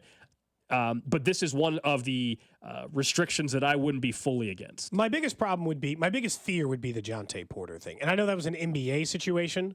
But we know that the reason that if what Jonte has been accused of doing actually got done is because he makes $400,000. There's an amount of money, Gold, in which you can there's an amount of money in which you can convince someone to throw a game, okay? Now, if you're Ja Morant, not enough. College athletes make a lot in NIL, but they don't make so much that there's not an amount of money they can be tempted by. The threats stink. I don't like those. It's gross that people threaten high school kids over recruiting. The problem is, I don't think this rule is going to get rid of that. Like, I'd like to think that that's what it is for the greater good. My whole problem with college athletes on that regard is every professional has to deal with that, and I think college athletes are professionals now. Sorry. You get paid millions of dollars in a lot of cases. You get you can get big endorsement deals. Maybe you can go to these tournaments. They're essentially pros. And if you're essentially a pro, it stinks to have this be a part of the thing you deal with, but I don't know if you need to outlaw it just for that reason. You know? So I'd be more worried about the first thing you had mentioned. Right. I mean, for me, if we're going to disagree on, and I don't want them to ban it. Yeah, sure. I would understand. And if you're going to say, well, then don't ban player props, well, then you need to do what Ohio actually has considered, which is actually put forward legislation that makes it a much stiffer penalty for those that are harassing. Sure. I'm through fine. DMs like that. If you want to say that, hey, yeah. let's not ban college prop bets, I'm kind of with you, but I understand why they would. Could we try something else first? Sure. And Ohio has tried. I don't know if it's passed yet, but at one point they put out there they wanted to make if you're sliding into a college athlete's DM and threatening them, I'll basically kill you because you didn't hit my prop. and Yeah, stuff they like should that, be punished they legally. Should, there's legislation out there that would ban them from betting. Period. Again, on platforms, and would put them on like an exclusion list, and there would be potentially some criminality involved and fines. All of those things. Because someone like Tino over on Twitch said, hey, are you saying harassment's okay? No. No, obviously not. I would prefer that, but this is the utopian world thing we talk about a lot of things on this show. I would prefer that no athlete ever get harassed under any circumstance for wins or losses or points or goals. But it also happens everywhere for every professional sport. And if we are to ban college basketball because a kid's ban betting props on college basketball because a kid's getting harassed, then you have to ban props for every sport. Because if you think LeBron doesn't also get harassed because he doesn't hit his prop, that's just not realistic. What you're saying, I like. I like the idea of making it punishable. Dana Wright over on KBC, and she talked about this on her show, she received several threatening text messages into the show about her, threatening her safety. She then filed a police report and accused them of, threatening assault, and they got in trouble for it. I think that absolutely, if you send those kinds of messages to any athlete, college or otherwise, or if they send them to you, Gold, because they don't like our show, you should have some legal recourse from people threatening you. Yes. I look, by the way, the law I mentioned in Ohio did already pass. So they passed it last year that targets anyone who is already threatened, an athlete, and bans them from gambling. That's what that law in Ohio did. That I think is something that should be an obvious thing. Ban from gambling because they can't handle it. But we'll see what happens. I think part of it too. I don't know if it's because, and I know that they are considered pros by a lot of people. They might be considered employees, but the fact that they are under 21, I don't know if that has anything to do with the threatening part of it. But they're kids. They're not. It's gross. It's not adults that are. And the kids. But by are that same thing, should we just make high school recruiting illegal? Do you know how many people get threats for just choosing a different college? Yes. It's crazy. Yes. It's awful. People shouldn't do it. I mean, but I would argue, harassment in general is against them. I mean, you can't be harassing people. I mean, there are. Yeah. But I'm just saying, what you're talking about, taking it out of the betting sphere and also giving yourself some more legal recourse, that's important. It's still that the NCAA is trying to hold on to that also. The amateurism side, they're still trying to hang on to that aspect as to why they're reasoning to do it, I guess. Yeah, so I'm for stiffer penalties for those that are harassing student athletes. I think banning the college prop thing, much like when we've discussed legalizing sports wagering anyway, there will be people that still just go bet on Bovada, and they're still going to be just as pissed off. Yeah. Agreed. But it doesn't mean you don't try to do things to It doesn't mean you make don't try it a to better slow atmosphere. it down. It's the same thing. It's we'll see. Just because it's illegal doesn't mean, or they're banned from doing it, doesn't mean they won't do it, but it also doesn't mean you shouldn't kick them out from doing it. Yeah, There was a moment, I don't know if this was about betting or not, but somebody had said something to one of the Texas A&M players, and they were going back and forth, and I saw that. The guy was like, show me 20 bands. Yeah, because someone was calling out a player for sucking in the game or whatever, and then the player show me 20 responded bands, back. I don't know. I just don't respond to haters in your easier said than done. Especially for you put yourself in you put yourself in that spotlight. It's easy for us to just ignore it as an athlete. I can't. I'm sure it's very difficult to do. All right, we got a mock draft. Not only any sort of mock draft, but a 7-rounder. Matt Miller. 7-round. All right, so for every team. I'm going to turn my mic off and just go through all 7 rounds. Okay. All 300. I'm not going to know picks, after the first whatever. player, maybe the second. I'm not going to know who any of these people are. So, all right, let's hear it. Well, I'm going to give you the Chiefs 7-rounder, and then we'll sprinkle in some other. Okay, please don't give me all 7 rounds for every team. I'm not doing. I'm not doing that. That would suck. At number 32, Matt Miller's got the Chiefs taking Xavier Worthy. Okay, wide receiver out of Texas. All right. Second rounder. This one's a little bit more interesting. Safety Javon Bullard from Georgia in the second round. He cites the loss of Snead, also says he's got tools that'll remind Chiefs fans of Tyrann Mathieu. Taken plenty of second-round safeties before, so that's not out of the question, right? Brian Cook a couple of years ago. Juan Thornhill a year before that. Okay. And Justin Reed, as of right now, is in the final year of his deal. Sure. Makes some sense. Also, he referenced Spags, too, of course. His ability to, coach up the DBs. And in the third round, defensive tackle, Dwayne Carter from Duke. That's pick 95. Not a single tackle yet. No offensive lineman. No guard, no tackle. Hopefully he thinks they're signing a veteran tackle. As a matter of fact, I would give you this teaser. There is not a single offensive lineman drafted by the Chiefs in this mock draft. Interesting, Matt Fourth Miller. round, Will Shipley, running back out of Clemson, a guy that is really solid. Fourth, that's right in the sweet spot. Good guy to the back. A good guy to the backfield. Can he catch? I like a good catching back. Yes, he's gotten a little bit better at that over the course of his career in Clemson. That's not a little bit better. It is not what I wanted to hear. I wanted to hear he was like, I mean, he that was his best, his best skill. Yeah. Go ahead. He's shifty. Anyways, fifth round, they get 2 fifth-round picks, the Chiefs do. Cornerback Daquan Hardy out of Penn State.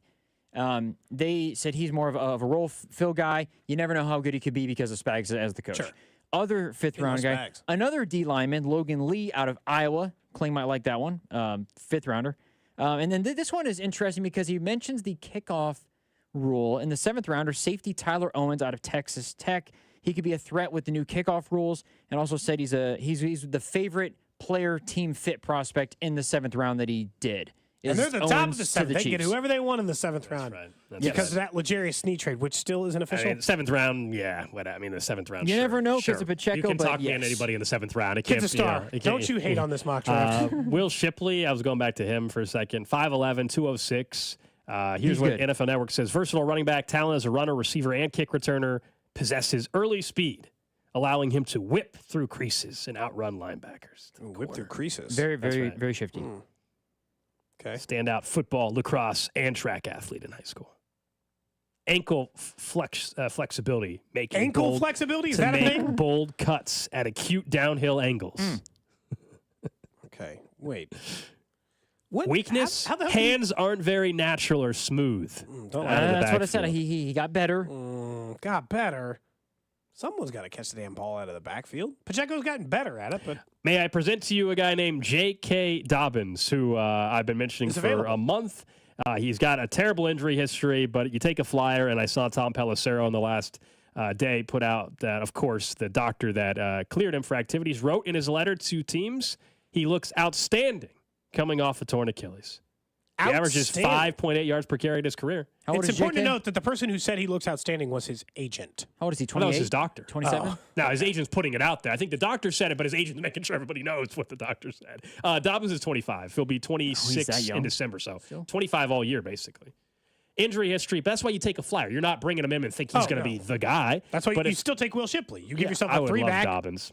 group and you'd be good. Someone says, how's the knee bend for Will Shipley? That's a great question. That is a fantastic question. I usually care about that. Bend is what I care about in defensive ends more than I don't know, running man. backs. I really care about the ankle flexibility. That's where I'm at now. Ankle flexibility. And just to throw out a couple more from That the one first kills round, no surprise, it's quarterback. What's First the 4 order? picks. Williams? It is Caleb Williams 1, Jaden Daniels to the Commanders 2, Drake May to the Vikings at 3, and then J.J. McCarthy to the Denver Broncos at 4. Okay. Marvin Harrison Jr. going to the Chargers. I mean, that'd be a pretty good fit. Yeah. All right, coming up in about 8 minutes, we'll get to what's trending and also the news the Royals announcing today with their ballpark district plan that had some people talking. I also see some photos out of the K from Annie Rogers and others who are there because workouts going on, and we were wondering what's going to happen with the Pepsi party porch because they're going Coca-Cola. It's gone. It's not the. Is it the Coke party porch? No, so there's no signage. It does have. There's a giant QT in the outfield now in right field. There's a giant QT, and it's the QT fountain deck. It appears. No. It's a different spot. It's a different. The QT's in the outfield, but not where the Pepsi thing was. That makes sense. Oh, okay. But there's Quick Trip, QT. It says QT Fountain Deck. Yeah, actually, Yeah, it does. I think it is. It does say QT Fountain Deck. It's not. It's on a digital board. The actual QT sign is. It'll always be the Coke party porch to me. As a matter of fact, I'd like our friends at Raygun to make a shirt that says. Deck. Would you guys buy a shirt that said Coke party porch? And 913-586-7610. Yeah. So QT Fountain Deck digital sign, and then you'll have an actual QT logo in right field. The same size as like the Remax balloon in left field. The QT, but in right field. Oh, okay, cool. There you go. It's still got the Blue Moon signage and all that. I love getting back out to the... Tomorrow, we're going to be outside Gate D. First time for the year. And it's going to be good weather, so I'm fired up for that. And up next, we'll get to what's trending. We'll talk more about future plans and could this be one of the final 3 or 4 opening days out of Kauffman Stadium, with the stadium project being proposed for the vote on Tuesday? And news from the Royals today. We'll let you know what that is next. Cody and Gold, brought to you by Heartland Men's Health, the leader in men's sexual health. Thousands of men have been successfully treated for low T, ED, and more, all with discretion and compassion. Make your appointment at heartlandmenshealth.com. There is a back-to-back Super Bowl champion, and it is the Kansas City Chiefs. On your official broadcast partner of the Chiefs, 610 Sports Radio. Men, this is Jeff for Heartland Men's Health, and you've heard me talk a lot about how treating low testosterone can improve your sleep, your workouts, your energy levels, and more. But today I want to talk to you about your sex drive, because low testosterone can have a significant impact on your desire for intimacy. It can even be a factor in erectile dysfunction, and if you're in a relationship or wanting to be in a relationship, a low sex drive could really be a problem. The good news is that if you're like most guys, treating your low testosterone could really change the way you feel about sex, giving you back the flame and desire that is so important when you love someone. So if you're feeling sluggish and tired, if you're not sleeping well, if your workouts aren't that great, and most of all, if your sex drive is more like a putt, make an appointment at Heartland Men's Health and have your testosterone levels checked. Your initial visit is only $99 and includes blood work and a medical consult. And if you start on testosterone the day of your appointment, your visit is free. Call 844-447-6600 or go to heartlandmenshealth.com. We have 2 offices, Overland Park, Kansas, and Independence, Missouri. Baseball is back, basketball is heating up, and the NFL Draft is right around the corner. Listen to the latest on the teams you love with the free Odyssey app. The biggest sports radio stations in the country, providing unrivaled local coverage of their teams, all in one place. Exclusive interviews with players, coaches, and team executives, streaming live and always available on demand. Stay in the know with your favorite teams with Odyssey. AUDACY. Download the free Odyssey app today. Say goodbye to busted brackets, because FanDuel lets you bet on every game of the tourney. Whether you're betting on a big upset or a 1 seed, it's time to go dancing on America's #1 sportsbook. Right now, new customers get $200 in bonus bets if your first $5 bet wins. You gotta love the 12 seeds beating the 5 seeds. And let's check out Kansas. They could be primed for an upset. That's $200 to use on point spreads, money lines, and you can even pick who's gonna win it all. Just visit FanDuel.com/610Bob and bet on college hoops until they cut down the nets. 21 and present in Kansas. First online real money wager only. $10 first deposit required. Bonus issued as non-withdrawable bonus bets that expire 7 days after receipt. See terms at sportsbook.fanduel.com. FanDuel is offering online sports wagering in Kansas under an agreement with Kansas Star Casino, LLC. Gambling problem? Getting help is your best bet. Call 1-800-522-4700 or visit ksgamblinghelp.com. Hey, it's Kling. If you're like me, sometimes a holiday just creeps up upon you, like Easter. It's just around the corner. So make Hy-Vee your one-stop shop for that perfect Easter meal. Hy-Vee has a wide variety of heat and eat meal options featuring spiral ham, turkey, or prime rib with your choice of sides. Maybe it's the mac and cheese or the mashed potatoes or stuffing. I'm hungry just thinking about it. Treat the whole family to a traditional brunch buffet at the Market Grill with all the fan favorites like eggs, bacon, sausage, pancakes, biscuits, and gravy. You hungry yet? Make this Easter the best ever, only at Hy-Vee. Hop into Hy-Vee today for all your Easter needs. Floral arrangements, Easter baskets, candy, chocolate bunnies, gifts, and more. Spend less time in the kitchen when you choose from a wide variety of heat and eat meal options, serving as few as 2 or the entire crew. Treat the family to a traditional Easter brunch at the Hy-Vee Market Grill. Just $24.99 for adults, $7.99 for children, and kids 5 and under eat free. Make this your most excellent Easter ever with a little help from Hy-Vee. Baseball season's here, and it's time to spring into action to get into shape and feel great. Hey, it's Bob Fesco inviting you to discover Johnson Fitness and Wellness Stores. Their expert staff will find the best home fitness equipment for your unique fitness goals, space, and budget. Find top-rated treadmills, ellipticals, strength equipment, rowers, exercise bikes, and mention 610 Sports Radio to get a free Kinna massager with the purchase of any massage chair or matrix equipment. Hit a home run with in-home workouts and find the nearest location at johnsonfitness.com. Check engine light on? Take the guesswork out of your check engine light with O'Reilly Veriscan. It's free. Ask for O'Reilly Veriscan today. O'Reilly Auto Parts.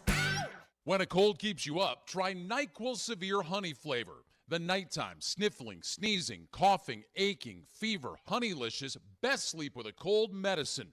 Powerful cold and flu symptom relief with a dreamy honey taste to give your body the rest it needs to get that cold gone. Wake up refreshed, feeling relieved after enjoying the delicious flavor of NyQuil Severe Honey. NyQuil Severe Honey Flavor, use as directed. Keep out of reach of children. Always find what you love at Total Wine & More. With so many bottles to choose from at the lowest price, it's easy to find your favorite Cabernet or a new single-barrel bourbon to try. With the lowest prices for over 30 years, find what you love and love what you find at Total Wine & More. Spirits not sold in Virginia and North Carolina. Drink responsibly. B21. Getting your biggest tax refund from Jackson Hewitt can lead to some spirited reactions. Jackson Hewitt, yeah! Jackson Hewitt is so sure they'll get you your biggest refund that if they don't, you get your money back plus $100. Jackson Hewitt, yeah! Switch to Jackson Hewitt and we'll beat what you paid last year, even if you filed online.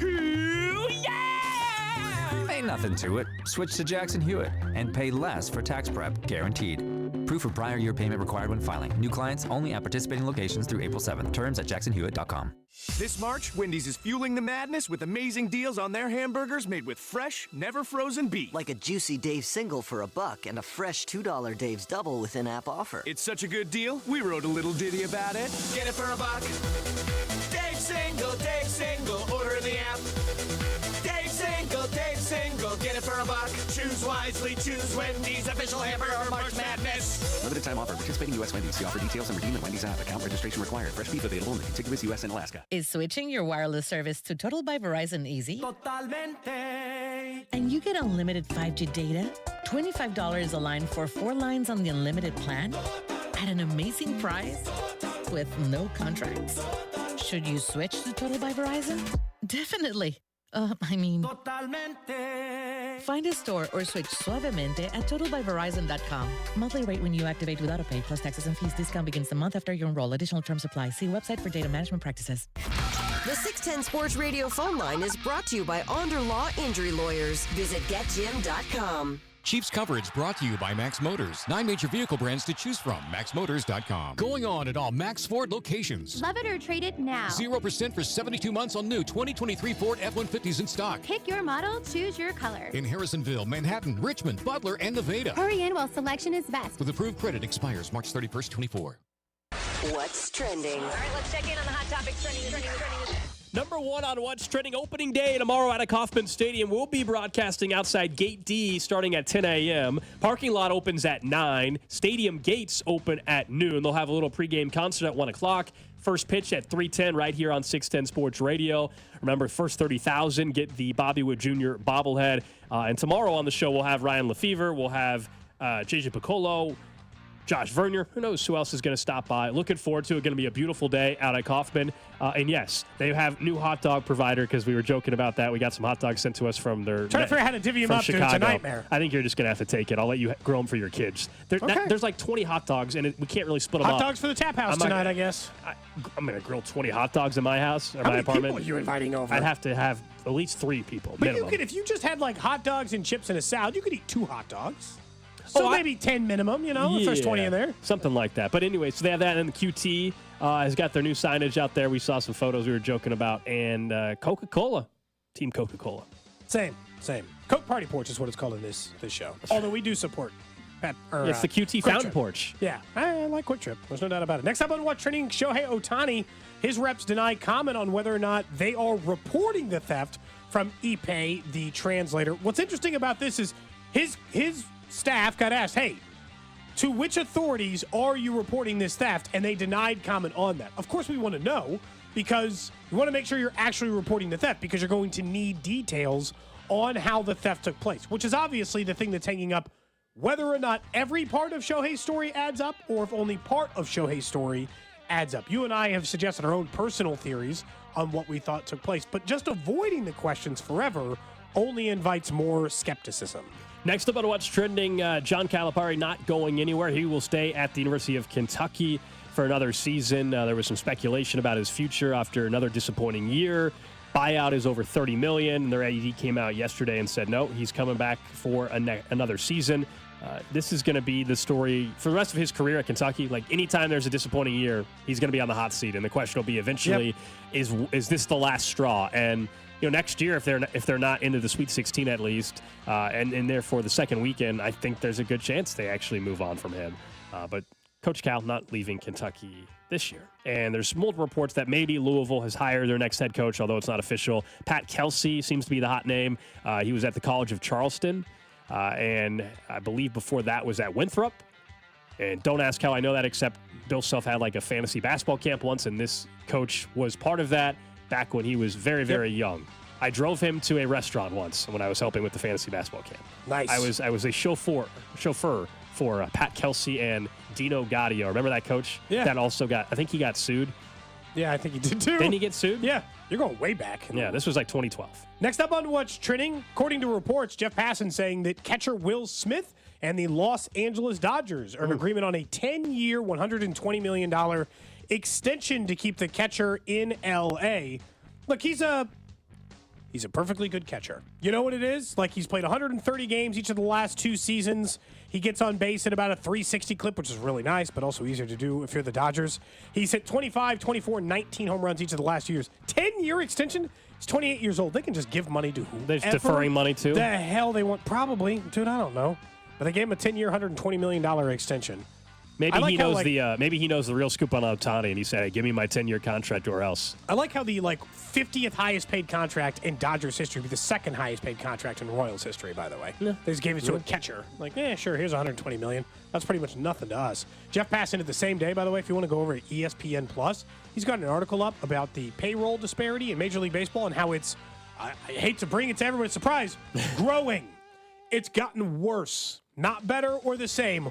Worse by a mile, thanks to the Dodgers and a lot of other teams, but the damn Dodgers and the Mets and a million others. That's what's trending here on Cody and Gold. I wanted to talk a little bit about the Royal Stadium project because today they put out a new statement, they being the committee on question 1 that wants to keep the Chiefs and Royals in Jackson County, because yesterday there was a quote from Mayor Quinn Lucas that while he was in favor of the Crossroads location, or good with it, I guess, he was not in favor or support of closing Oak Street. And if you remember from the original ballpark district plans for the Crossroads site, it looked like they're going to have to close Oak Street. Like it would be much more difficult be a traffic problem to travel in the area.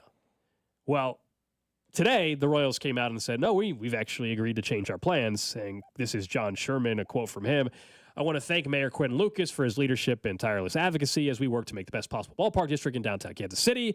We have been listening to members of the Crossroads community and had thoughtful conversations with the mayor and city council to improve the ballpark district impact. Through these conversations, we have come to realize the importance of keeping Oak Street open. We acknowledge Oak Street is an integral part of the downtown experience, and therefore, we agree to change the ballpark district design to keep Oak Street open. We look forward to working with the mayor and city council to begin this joint effort. So that is a change before the election on Tuesday. And it's not going to be the last change. I think that's what my hang-up is. Yeah, so change in financial stuff, no. But are there going to be changes to the renderings and stuff over the next 4 years? Of course there's going to be. Mayor Lucas had not wanted Oak Street to be impacted by this for quite some time. And today, the Royals made the change because the initial renderings had Oak Street, and that was going to be a street that was disrupted. Yeah, and so I guess what I don't understand is, and this is maybe just what we pointed out, where no's are no's no matter what, and there's nothing to be done about it, Gold, because I immediately saw people hating on this. Like, oh, changing things before the election, are we? This is why we needed more time to determine these things. Look, I don't know how to break this to anybody. Whether you're voting yes or no, in the 5 years it'll take, or 4 years it'll take to get this project built, other parts of the project will change. The funding won't, but some things about the design, some things about the layout, location, types of businesses, like those things are fluid. The financial part is not fluid, and the amount they're going to commit, I do not think is really fluid, other than if they commit more, in my opinion. But keeping Oak Street open is something that people who were against this were against. This is a concession, including the mayor. I do think that keeping Oak open is a good idea. I think this is a good decision by the Royals. I don't know why you would hate this if you're no, fine, but you should like this part of it still. Yeah, I think it's a good thing they're going to keep Oak Street open. I agree with you. I'll play devil's advocate a little bit. I think the frustration is, hey, the mayor for over a month said that he was concerned about disrupting Oak Street. Why did you wait until inside of a week? Probably takes a lot of meetings. I'm playing devil's advocate because I don't have a problem with it, but I'm just telling you, I think that is the criticism that some have with why now. But yes, there's going to be other logistical type of changes, and certainly the renderings are going to change by the time we get to opening day, if it actually passes on Tuesday, first and foremost. By the time we get to opening day in 2028, which is their target deadline for that location for Crossroads Ballpark. But yeah, that was just an update today. It's a big update because it was, as you said, it was actually a concern of a lot of people, traffic flow patterns and what that could do for downtown and the experience of downtown. My guess is, so if you're wondering, like, okay, so if they're going to keep Oak Street open, how are they pulling that off?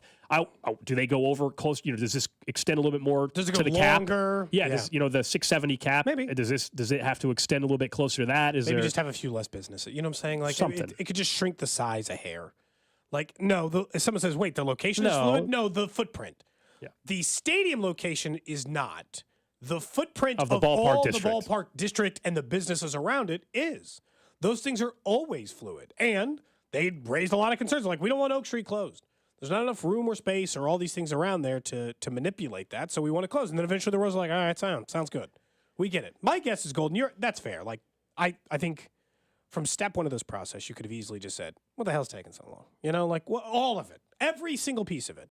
In this case, if it's a month ago that Lucas is like, hey, we don't really love the idea of closing Oak, I think it takes a lot of means to be like, what is a way in which we reconfigure parts of our plan that eliminates the need to close Oak Street? And then that's the case. I think some of it is now inside of a week of the election. Any concern, which is what should happen, any concern or anything they think they can still fix to ease concerns for people, they're going to try to make sure they're going to do that and put the message out like any campaign would, by the way, as people are about to, and some already are, going to the polls. If you were concerned about something, if they think they can alleviate that concern or provide more clarity, just because you're inside of a week of the election doesn't mean you stop working. Like, I think that's my part where I don't get a little bit of the frustration on, well, why are they doing it now? Yes, but also, so are they not supposed to still be working for a best solution? They're supposed to just stop? No, you don't want them to improve the project in ways in which you want? Like, that's the thing I don't understand. Let's just say, and look, this person on the text, I'm like, are they adding a roof? Well, not for a baseball stadium. No. But if they did, would that be, would you be mad that it added cost? Would you be, like, the whole thing about, like, the crossroad, because, like, the East Village site, I think some groups that are like, we hate the site. But if they said, hey, we're going to put it in East Village, but we want all the same things, they'd still hate it. I don't love every single part of this plan. Gold, you have said you would have preferred the East Village location. Yeah. There are parts of these plans, always parts of these plans, that we don't like too, or parts. But if they improve one of the parts I like, why am I here complaining about that part? Like, I should just, I don't know how many people are now all of a sudden seeing Oak Street open or like, you know what, I was a no and now I'm a yes. No. But look, by that same argument, I don't understand why, like, Slugger and Casey Wolf are all the vote yes stuff. Yeah, is Slugger convincing you to vote yes? No, that's just Casey Wolf thing. convincing you to say yeah. Thing. If Slugger's not there, no deal. I'm just imagining, like, little Timmy's like, I don't want to lose Slugger. Dad, please. Like, no, obviously they don't think that's what happened. Papa, please vote for the stadium expansion. I can't lose Slugger to Kansas. Please, Papa. The image of that is hilarious. I don't think that's why they have Slugger out, but that's hilarious. No, but I'm just laughing at the idea that that's somehow a thing. By the way, what the hell? What's taking so long on L'Jarius Sneed's deal being official? Well, I mean, I get worried every single second that it's not like official, like on a report. The team hasn't tweeted. The team tweeted out the trade, though, right? Yeah, they did. So, I don't know. Yeah, I can't answer that. I don't know why. I would say Rappaport yesterday said the deal is done. He said the deal is done. Yes. And he said $55 million guaranteed, 4-year deal, $20 million signing bonus. Like, I think it's done. Just waiting for that. But just like official fight. I think there's like a little contract. Just like the Chris Jones situation, the Chiefs went ahead and tweeted out that the deal was done, but the actual final, like, true crossing the T's, dotting the I's thing wasn't done yet. My guess, to answer your question, like the deal, Rappaport's saying the extension's done, but they got to get the little like what escalators are in here. Are there incentives for this or that? For snaps played that kind because of of the injury. By the way, I forgot to mention earlier. I'm looking at this Vienna beef box again. Yeah. Did you see that they're also sponsoring the hot dog race? So, as far as I'm concerned, fresh hot dog race, chance to be 1-0. I've told you, winless. Well, That's fine. You can retire. I'm but retiring I'm 1-0. I'm not going to stop running Until you win in one? this stupid hot dog race until I actually win it. You could be running until for a while. I win this thing, I am racing in it every year until I win it. I'm not giving up until I get the chip. Yeah, You so know, the only that's way. it. So I'm retired. Like Carrington, him and I have the same stance on this. He's 1-0. I'm 1-0. I'm retired. The only way I will come out of condiment race retirement is if at the new stadium suddenly it's a barbecue sauce race. Problem is, new stadium. I'm gonna be really old and washed by the time the new stadium Yeah, you if just it need opens. other people who are washed to race with. That's you. right. Drew. Next year, if you're in the race, I don't know. Maybe Speck will have Carrington in the race or something. No, I'm in the race every year until I win. I'll be honest. I would love to not be in the race, but why wouldn't you want to be in? You guys, Redemption, because man. last time I was getting choked Well, clean. I'm by telling you right costume now, change. I would still trade costumes with you right now, man. I'm telling you, the ability to see matters. Gold No. gets an advantage in that. You got it. Being able to, I slowed down because I thought I was gonna die into the dugout. Some of us wanted it more, man. You know, some of us were willing to. Some of us were willing to risk it all. You know, to win. But you could see you didn't have to risk it all. Only I had to risk it all because I couldn't see a damn thing. I would trade the that 1-0. suit with you in a heartbeat because I know after I was done, you saw I had a welt on my neck. I was know, you getting did. choked. I'm I still would saying trade I that would've with you traded, in that's a all. heartbeat. And I also would like to be invited to race every year until I win. Please, Papa. Just imagining, yeah, it's just like this is a kid. I don't know why I make him sound like I did see there was an article that said so because it's an issue with sports teams on the ballot. So if you're in Jackson County and you go to the polls, you can wear Chiefs or Royals gear. Oh, but if you're a poll worker, you're not allowed to wear Chiefs or Royals Makes gear. sense. And if you're someone going like anything, you can't wear a shirt that says "Vote Yes," even if you're a voter. You can wear a Mahomes jersey. You can't wear a Mahomes jersey that has a giant says "Vote Yes" on it. But could you imagine trying to police the number of people in this city just rocking a Chiefs shirt or Royals shirt to go vote? Impossible. Yeah, that's why they're not. Yeah. I mean, no, that's what I'm saying. but Like, the it poll could work- have been done anyway. They said if you walk into a polling location and you are wearing like a "Vote Yes" thing or something, they'll just ask you to turn the shirt inside out or something like that. But Someone says, I hope Cody Tapp is in the race 40 years. When and if the 3 sales tax ends. The next one. I'm Yeah. just, by the way, I'll just be honest with you. I'm 39 years old now. If you think I'm making it 40 years in this business, not a chance. Excellent says you're I'll either be relishing dead the or been opportunity. fired long before that. Excellent says you're relishing the opportunity to get choked. I've been in 2 different condiments, both losers. Yeah. I'm 2-0. Wait, actually, no. Maybe I've been in mustard both I'm times. 2-0 in condiment races, technically. 1-0 in Kansas City. 1-0 in a potato race. Okay, I was a spud. in What were the Idaho. other 2 potatoes? Did you have an You've advantage asked- in that I one need too? to text someone and get the answer again on this. I want to know if you had a costume advantage. There was a fry, a spud, and something else. And I'm trying to remember what the hell the other one was. A Jim State potato, Idaho. Jim State. I think one was a Jim. One was, I think that's what it was. One was a Jim, one was a fry, and one was a spud. Gold's never denied. The costumes Can are see best it. designed for like someone at least 6 feet tall, but I think more like your height. I think your height might be the perfect height. You're not 6'3", too tall, so 6'2"? it's awkward, but you're not short enough that you can't see, if that makes sense. You're screwed if you're way too short. You're just like, it won't work. And they don't let you do it if you're too tall. Like if you're like, I think above 6'5" or 6'6", something like that, they don't let you put in the costume. Yeah. I guess I got to find out. And if so you get an how offer for often some do new they costumes. how often do they wash the costumes? We went in July. It was ripe. little rank. It was ripe. Yeah. Back when I could smell been sweating in still, 'em. I would have appreciated the last 2 months of not smelling during that race. They claim they clean them, but There's I no think way. I think they do, but I just think the stench is like ingrained. It's like permanently soaked into the fabric to the point that no amount of washes It would was make it. so strong, and it was just hot. So we were sweating I was anyway. gonna say when you guys are if you think during from June, I don't know how often they have the races, but from most Saturday nights, is that what it is or something? Cody? From May through August, I mean, and you're because we were back there for.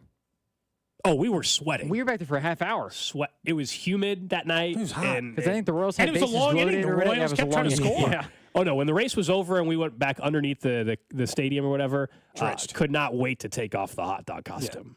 Yeah. Listener Blair saying he'd smoke me in the race. Yeah, probably. He's 47. No, He looks better than me. Cody. He looks like he probably works out more. Cody, this is the epitome of I can do better than you at this. I know it's not your job, but you would win the race.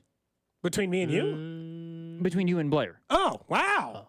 I think you're discounting Blair's willingness to risk everything in order to win that race. So anyway, we'll see. I don't know if we're going to have a live hot dog race tomorrow. You would have won the race. You would have won. I got scared. I was this close to diving. They would have been so mad at me. Not allowed to do that. I was so close. They don't want you to do that. They would prefer that you did not. Not supposed to do that at a Kauffman Stadium. Great race, though. Another great race from us, We keep them close. Yeah. How bad do you want it? I didn't want it enough. That's right. At that point, even if I did lose, they would have said, you're not allowed to do this Someone again. says, are you beating me in a hot dog race? I'm 5'3". Absolutely. You'd have no chance. You'd be looking at the inside of a costume. I honestly don't think you can do it. I think you'd fall.